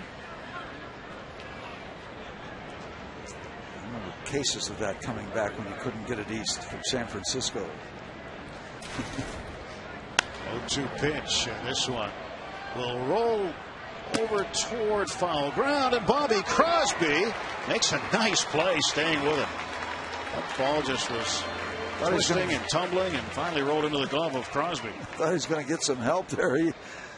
He had the toughest angle on it going straight back, but you can see he's kind of by himself there.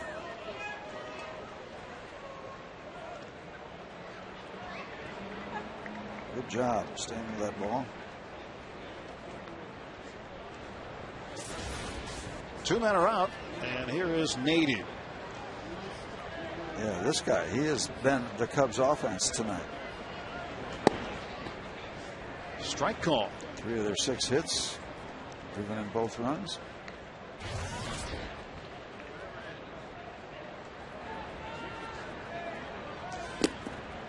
I don't want to even mention cycle.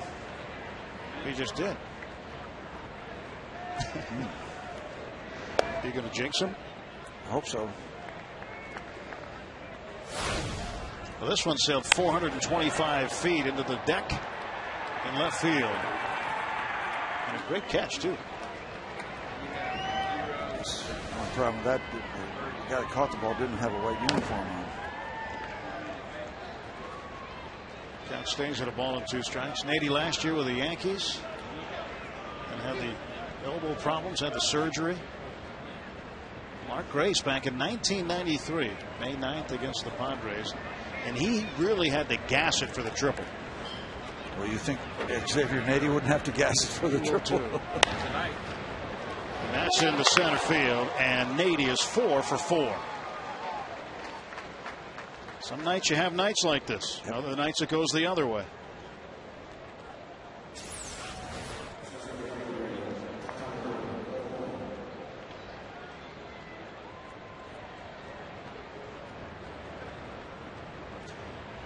Familiar Nady swing, lifting of that front leg for his timing mechanism, and the timing has been very effective tonight. Tyler Colvin is 0 for 2 with a walk. Now he'll tangle with Lopez, who's very tough on lefties. 1 ball and no strikes. Lopez wants a new ball. He wants a ball that has a strike in it. That one had a ball in it, so he wants it out.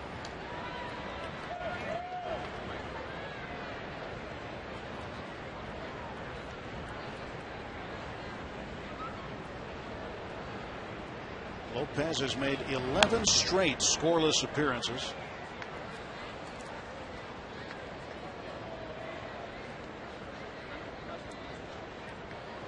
Third among all National League left-handed relievers who've thrown at least 20 innings with an ERA of 1.74. That's 5th in the majors.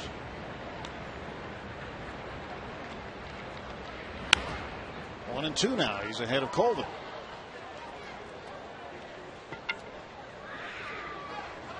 Looking around baseball briefly right now. They've resumed play in Atlanta. The Braves lead Philadelphia 3-0. And the Brewers have tied the Marlins in the 7th, 3-3.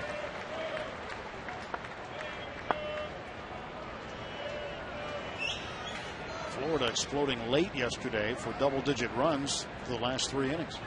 Swing and a miss, and Lopez gets him out, strikes out 2, leaves 1. Stretch time.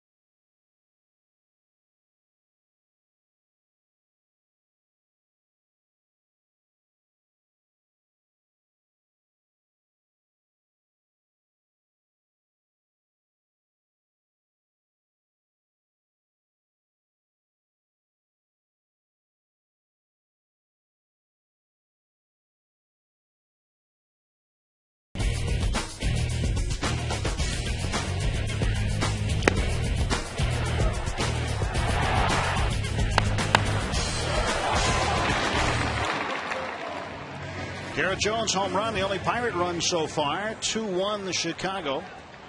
Village 1 for 2 with a double. Xavier Nady, how about that night? 4 out of 4, including a 2-run home run. Steve Blash, Tim Neverett here at PNC Park, and Ted Lilly starts the bottom of the 7th facing Ryan Doman. Trying to build on that last start that he had when he shut out the Cardinals for 7 innings. He's doing almost as good a job tonight against the Pirates. 1-1 now to Doman. Ryan flied out to center field in the 2nd and then lined out to the shortstop, Starlin Castro in the fourth. Castro made a nice backhand on a low liner. Continues to show great glove work. Strike two, 1-2. Doma just seems out of sorts against Lilly. Well, Lilly is just feeding everybody a steady diet of off-speed pitches. He'll throw you the fastball, show it to you, and then he'll use it as he did against Neil Walker last at bat when he came upstairs with that 86, 87 mile an hour fastball. But he set it up. But he has been most effective with his off-speed stuff, mixing in the fastball when it's needed as either just a decoy or an effective finish the at-bat off pitch. 5 home runs for Doma, all of them coming in the 8th inning or later. This one might make the seats, and looks like it will. And there's an 86 mile an hour fastball, but you don't see many of them, so you get a little jumpy when you do, and chase upstairs. You can be a little bit behind because he has lulled you to sleep with his off-speed stuff. Ted Lilly knows how to pitch. And again, he's 1-4, but he's a much better pitcher than that. Showing it tonight.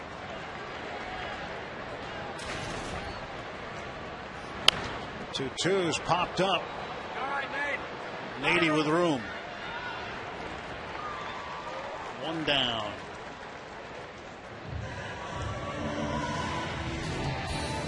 Right now it's time for our easy-to-use.com minor league connection. Tim Alderson, Eastern League Pitcher of the Week. This week 2-0, 10 strikeouts, a very low ERA of 0.69, 4-2 on the year.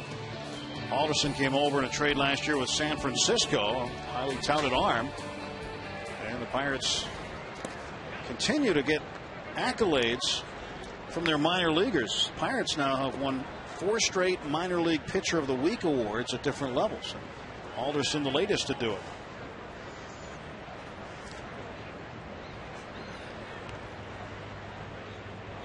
One-0 to Andy LaRoche. To center, and it gets down for a hit.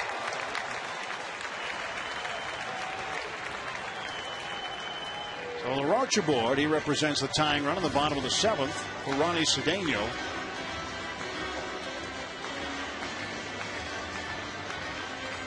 And he's got his mustache going too, Steve, but he doesn't look anything like his brother Adam. See, Adam had the mustache he had all the time, but Andy's just trying to fake one now.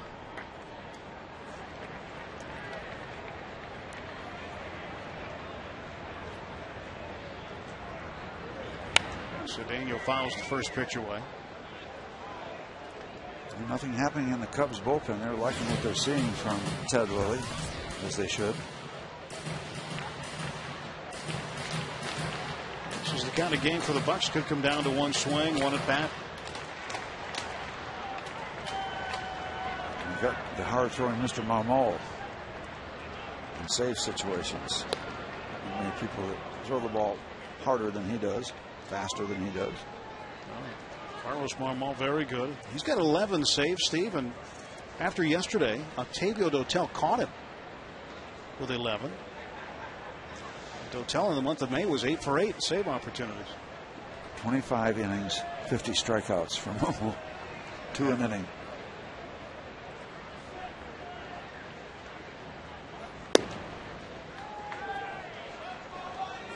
One and one now to Ronnie Cedeno, former Cub.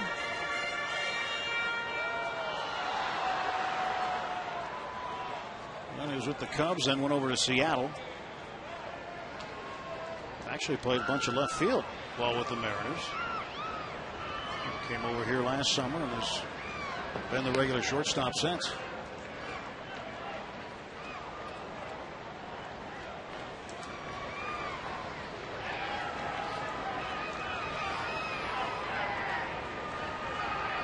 One ball, one strike, one out.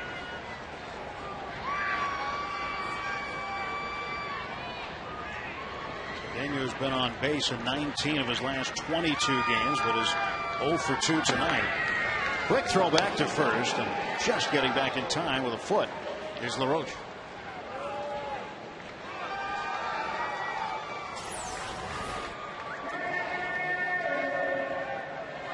Perfect angle for Coy Hill to just give a little toss down there. Letting the runner know you haven't forgotten about him. Not a bad strategy, especially in a 2-1 game. Go to first. As I was looking at that Marlins score a little while ago, 3-3 in the 7th with Milwaukee, reminded me of a story I saw earlier today that the Marlins had leftover tickets. I saw that. For Roy Halladay's perfect game, and they're selling them after the fact. I just wanted to get your opinion on that. I think it's great. Get a souvenir of that game. Face value. Swing and a miss. Strike 2. Would you pay for a ticket face value after the fact? I personally would not, but I can see where people would be in, the collectors. Yeah. The people who are into the cards and things and the tickets.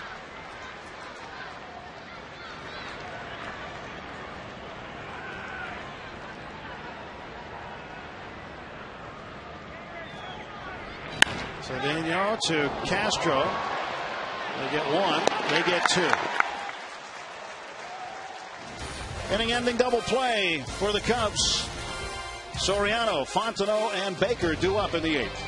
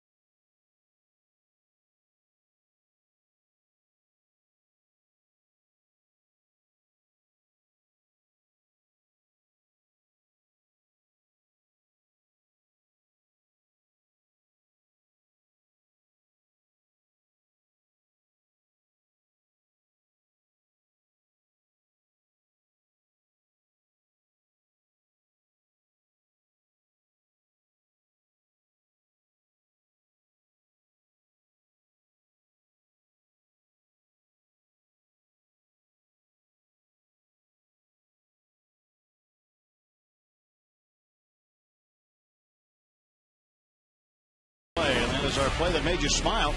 Brought to you by Aspen Dental. Ted Lilly, sinking liner, looked like a hit. Oh, he got it. A terrific defensive stab by Lastings Millers. That's our Aspen Dental play that made you smile.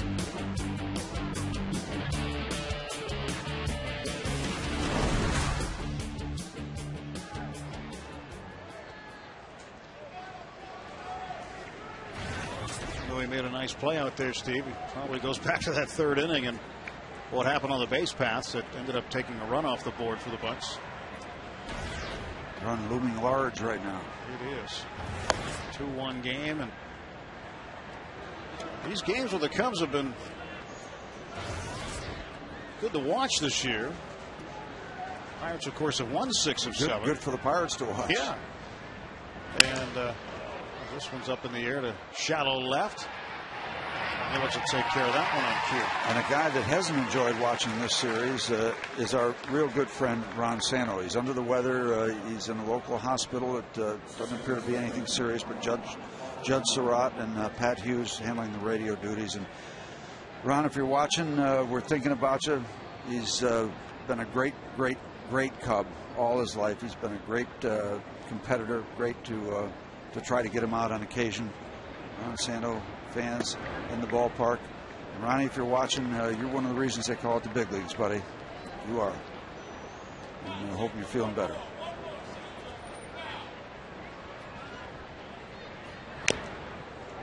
Nothing can shoot to Mike Fontenot. Yeah, Ron's I told. Always nice. Every time you see him, he's upbeat. He's had a lot of challenges. And I tell him that some of the Cubs folks, I told him, I said, I'm going to try to get over and see him tonight as long as he can assure me he's not got a bat over there somewhere, because I don't go near him with a bat. I tried it a lot of years and it just doesn't work. Just doesn't work. Never did. Fans are sitting below the booth chanting for Sano. They don't know he's not here. Pat Hughes been there a lot of years. Judd Surratt sitting in for Ron tonight. Fontenot up in the air to left, and drifting back is Milic. And he's got it. Part of Santos' popularity in Chicago is not just how he was as a player. And it just killed him to have to go across town and play for the Cubs, for the White Sox for a little while. But he's very much involved in charities and the JDRF program, the Juvenile Diabetes. He suffers research. from diabetes along with other physical issues. And yeah, he's been a champion. He has been an absolute champion for so many reasons, and it's not the least of them, the work he's done for juvenile diabetes. They love him in Chicago. We love him all around the game of baseball. A lot of consideration for Ron Santo to be in baseball's Hall of Fame. I'd vote for him. Just put it that way. Baker grounds out to Walker, and the Cubs are done in order in the 8th. Good work by Joel Hanrahan.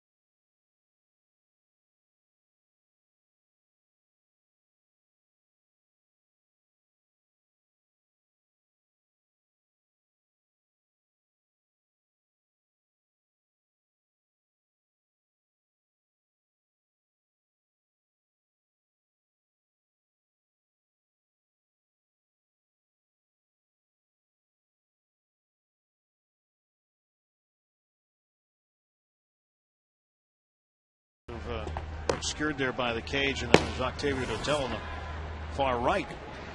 Trying to loosen up. But Clement to pinch hit for the pitcher. He will take ball 1 from Ted Lilly. This is the inning. Pirates need to get one here to shorten the game. Get 2 here to shorten the game. Ted Lilly has been quite efficient. That is pitch number 91.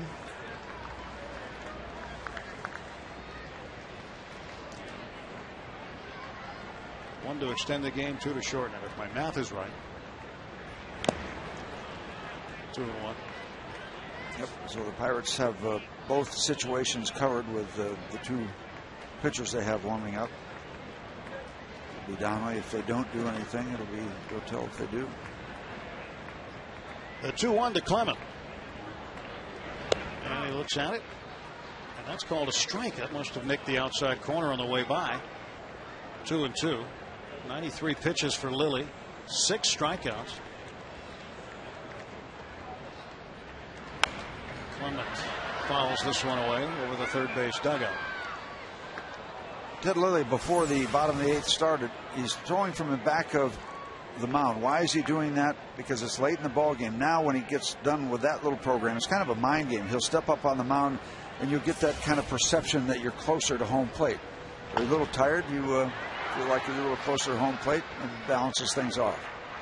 Kind of a little psychological thing more than anything else. But again, Ted's been around a long time. He knows what he's doing. You can see how he bends over too to exaggerate that. Yeah, he's not a kid anymore. He's 34 years old. But he's still in that windup. He'll go back. He'll hide the ball down low. Watch right about there. Comes down by the knee. And so he's not the easiest guy to pick up. What's one of the things a pitcher has to guard against going late in the ball game? Is it not bending over and showing your fatigue and making a mistake like that? Yeah, just trying to stay down low and not start standing up, and also not rush to the finish line. You know, it sounds simple. Take your outs one at a time. Don't try to get all 3 outs with one pitch, as I like to say. Popped up back a third. Starlin Castro wants it, and there is 1 out. Andrew McCutchen coming to the plate, and Sunday, all kids 14 and under are going to get an Andrew McCutchen replica alternate jersey, courtesy of Chevrolet. It's a Kids' Day at the ballpark. Family Fun Zone is outside on Federal Street. Kids get to run the bases postgame thanks to HK Pretzels. Giants and Pirates at 1:35. Andrew McCutchen replica jersey day. For ticket information, pirates.com.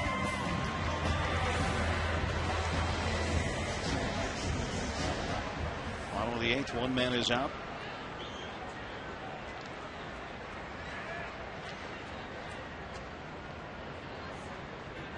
McCutchen looking for his first hit. He's 0 for 2.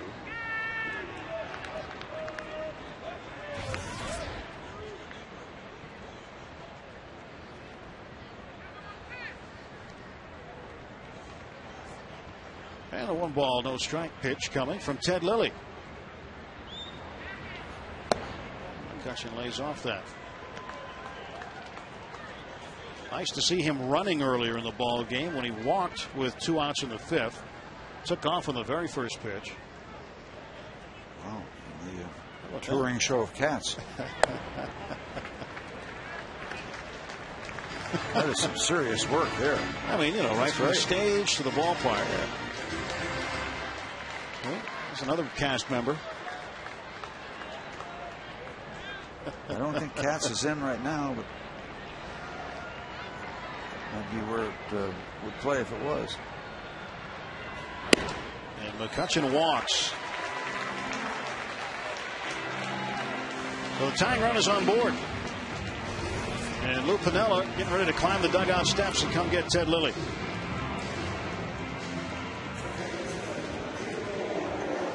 Lilly has thrown 101 pitches in the 101st, put McCutchen on board with 1 out. And Ted's hot. He not so much because he's getting taken out. That happens in the 8th inning, but walking a guy with that kind of speed. And doubly so because he's such a great control pitcher. I mean, he really is. Now, I don't think. He's going to go with him. This is a real shot in the arm for a pitcher. But is he going to keep him in? I think so. All right.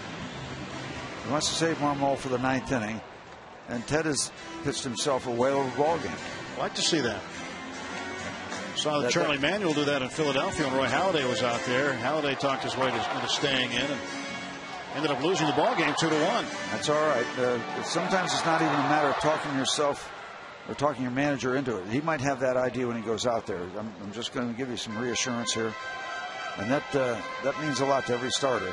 If you care about going deep into ball games, if you care about a complete game every once in a while. Marmol looking on. He didn't know if he was coming in or not at that point in time.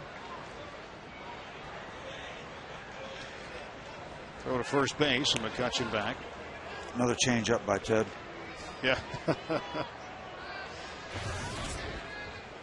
Neal's trying to make some contact here. He struck out his last 2 times up, flied out to center. He's messed him up with the off-speed stuff and then came back with a high fastball last at bat. And foul straight back, 0-1. Again, 75 miles an hour on the changeup. Andrews read. The foot goes up, effectively holding him. And that's a veteran pitcher. Show him different looks. As a left-hander, he's got even a little more rope to play with. Andrew guessed right last time when he took off. is back. And you see Lilly stretching on the third base side of the rubber earlier with a runner on first in the ball game. He was on the first base side.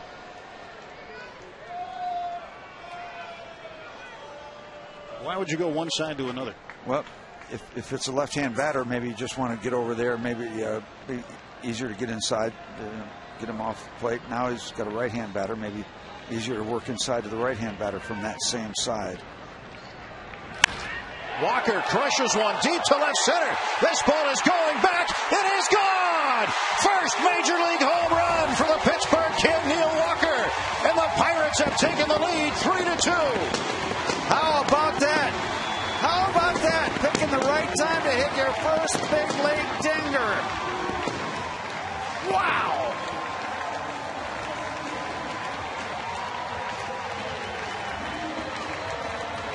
That's one to remember for Neil Walker.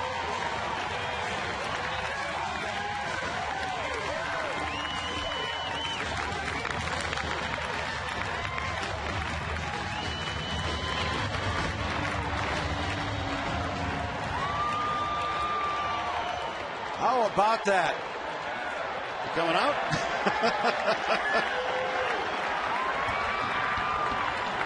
How about that? And the wrong guy caught it. Save that baseball. Guy in the Cubs shirt caught it. Yeah, you got to go get that one.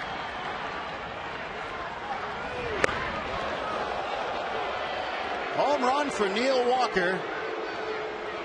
And now this guy's going to get a good deal. They're going to trade him some other merchandise for that. And there's a hot pitcher on the mound right now. Hot pitcher. Ted, if he didn't like the walk to Andrew, he really didn't like the pitch he served up to Neil Walker. Well, Walker's first home run as a big leaguer comes right-handed. And he hammered it out of here deep to left center field. Indescribable feeling going on inside that young man right now. Indescribable.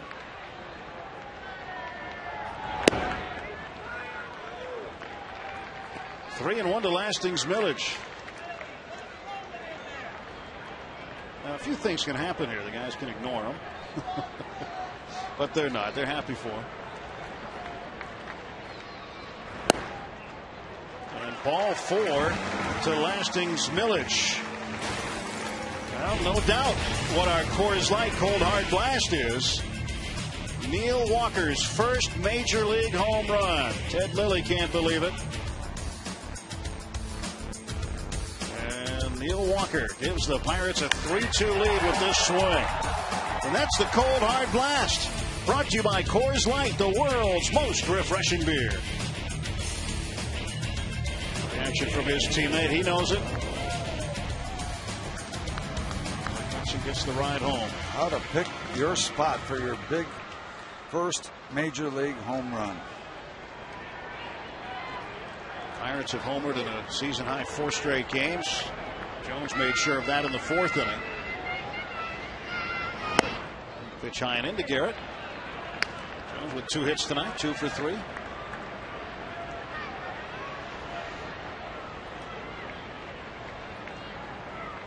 Rothschild, the pitching coach, steps up.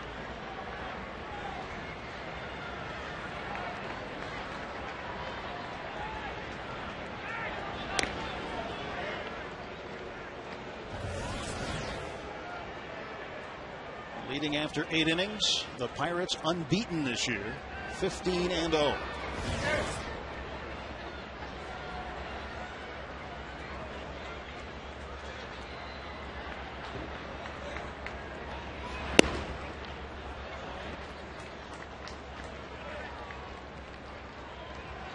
Jones had a home run yesterday, had a double as well, and scored the game-winning run. What an innocent beginning. Pop up by Clement. Free pass. Bang.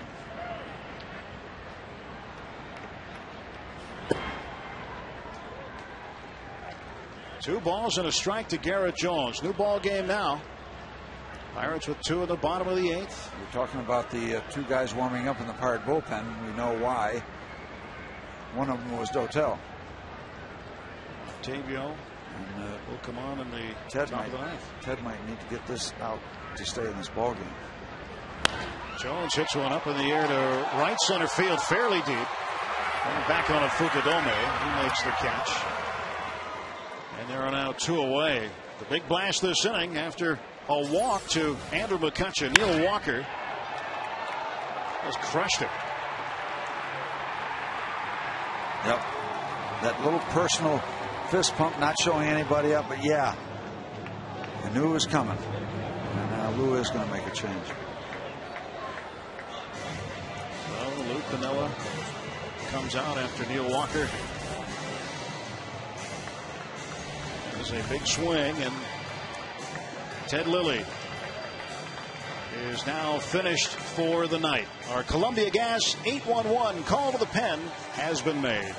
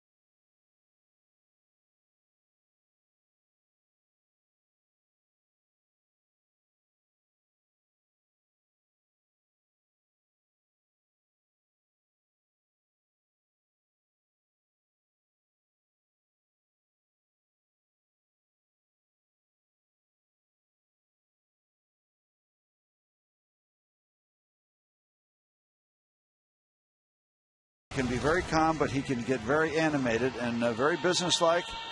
Going to get himself a bat. Going to take it down. This is a little personal vendetta, and something or somebody's going to pay. Get everybody out of that neighborhood. Aramis, get out of there. Larry Rothschild, don't go down there. He knows what's going on. Yeah. This is called clearing the area. Trainer doesn't want to be down the hallway either. Ted Lilly. That's the way it works. And Lilly's having a meeting with himself and the bat. Ryan Church hitting for Crosby to face Carlos Marmol as John Russell wants to get the left-handed bat against the right-hander. Tyler Colvin moves over to left field. Marlon Byrd comes in and plays center. And Soriano out. There goes Millage. The throw down by Hill is not in time. So stolen base for Lastings Millage. That'll be his 4th swipe of the season. I think what was interesting, too, with the situation with Ted, I don't think it mattered which bat he got when he went down into the take a look at the replay of the stolen base. You got it right off the head, Steve. Look. That's the side the ear flap was on. You got it right in the flap. And swing and a miss as Church goes down on strikes. But Neil Walker, Gibsonia's own, the pride of Pine Richland High School, his first major league home run, scoring Andrew McCutchen. There's a fist bump, and the Pirates take a 3-2 lead into the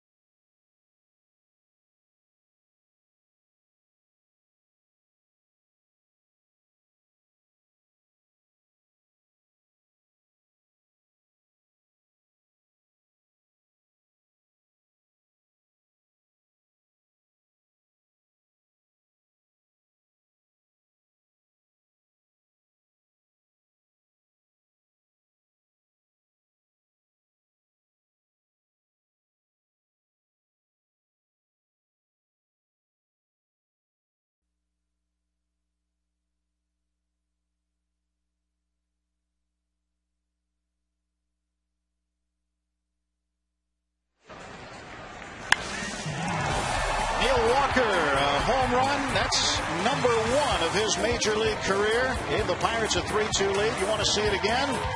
We've got the perfect solution for you. You can catch Pirates instant replay. It's all the runs, hits, and action from this game in just 2 hours. Pirates instant replay. Coming up tonight at 11 on FSN. So, I'll watch it again. I had some. And now a strong indication some folks from the Walker family will be watching again. Yeah, they'll want the tape of this one, rightfully so. And what you want to do is put a lid on this now, come away with the win, because that's frosting on the cake. It's great that he gets it, but if it remains or becomes the game winner, then it's just even better than better. Octavio Dotel, 8 for 8 in the month of May. Yep. A lot of numbers, but he has been lights out recently. Facing Derek Lee. So now the regulars who are on the bench for Lou Piniella are going to try to get a number of them a chance to hit here in the top half of the 9th.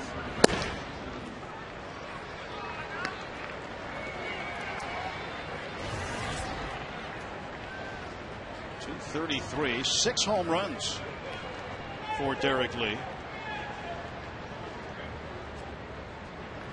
2-0 foul straight back.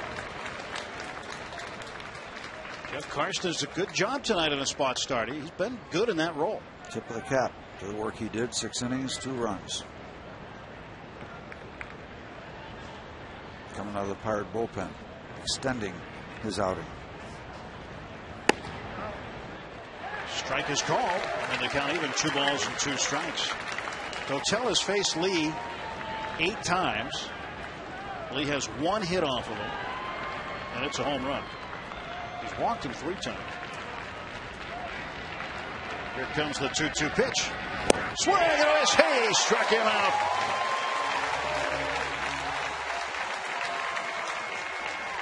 Falling behind 2-0 all the way back.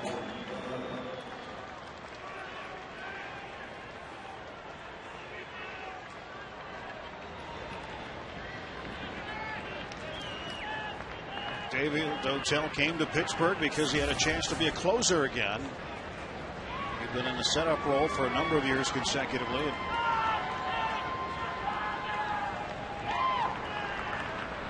He's looking forward to the challenge. Now Bird takes one inside, 1-0.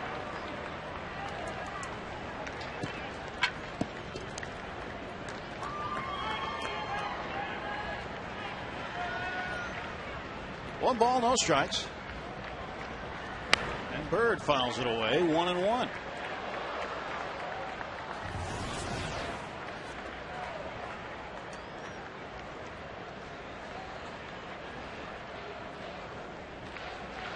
Coming up after the game, the AGH Sports Medicine Pirates postgame show.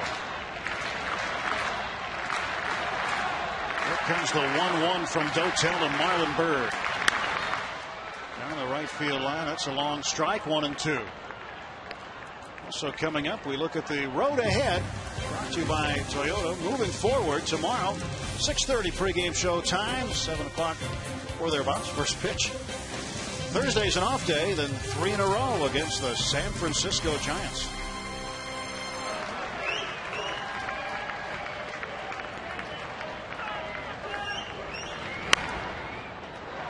Alive. Still behind that fastball. Dotel, that's his calling card, fastball. Yep. But he's throwing a bunch of them now. Will we see the slider?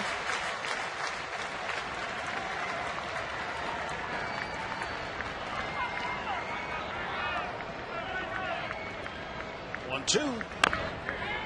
Chopper foul hit him. More heat in on the hands. Tied him up. Dotel spent the last 2 seasons with the Chicago White Sox. 2007 had time with Kansas City and Atlanta. 2006 coming back from injury. 14 appearances with the Yankees.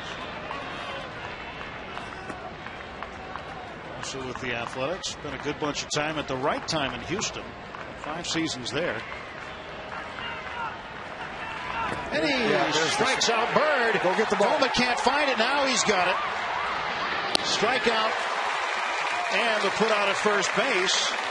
A little bit of excitement on that strikeout, and now the Cubs down to their final out. And that was the slider, so he finally showed him the breaking ball down out of the strike zone. Chased a bad pitch. Seen so many fastballs. Octavio finally came with the curveball, the breaking ball at the right time. We'll get it, Ryan. Get the baseball.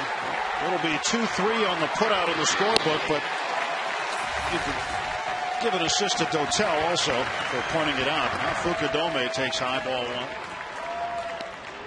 Fukudome struck out in the 7th inning. Lopez got him. Pirates leading it 3-2. First major league home run for Neil Walker came in the bottom of the 8th. A 2-run shot with the Pirates down 2-1.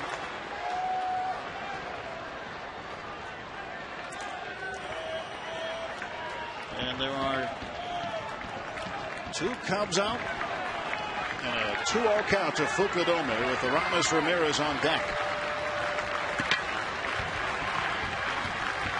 Fukudome popped it up. LaRoche, does he have it? That's the ball game. How do you like that? I like it a lot. As the Pirates win another squeaker with a dramatic piece of business delivered by Neil Walker. What a great thrill for him. What a fine win for the Pittsburgh Pirates. And the Cubs continue to be victims for the Pirates. The Pirates have now won 7 of 8 against Chicago this year. Fukudome pops up. Octavio Dotel, a 1-2-3 inning, striking out 2. And the folks here at PNC Park excited to see the Buccos take 2 in a row from Chicago. The Pirates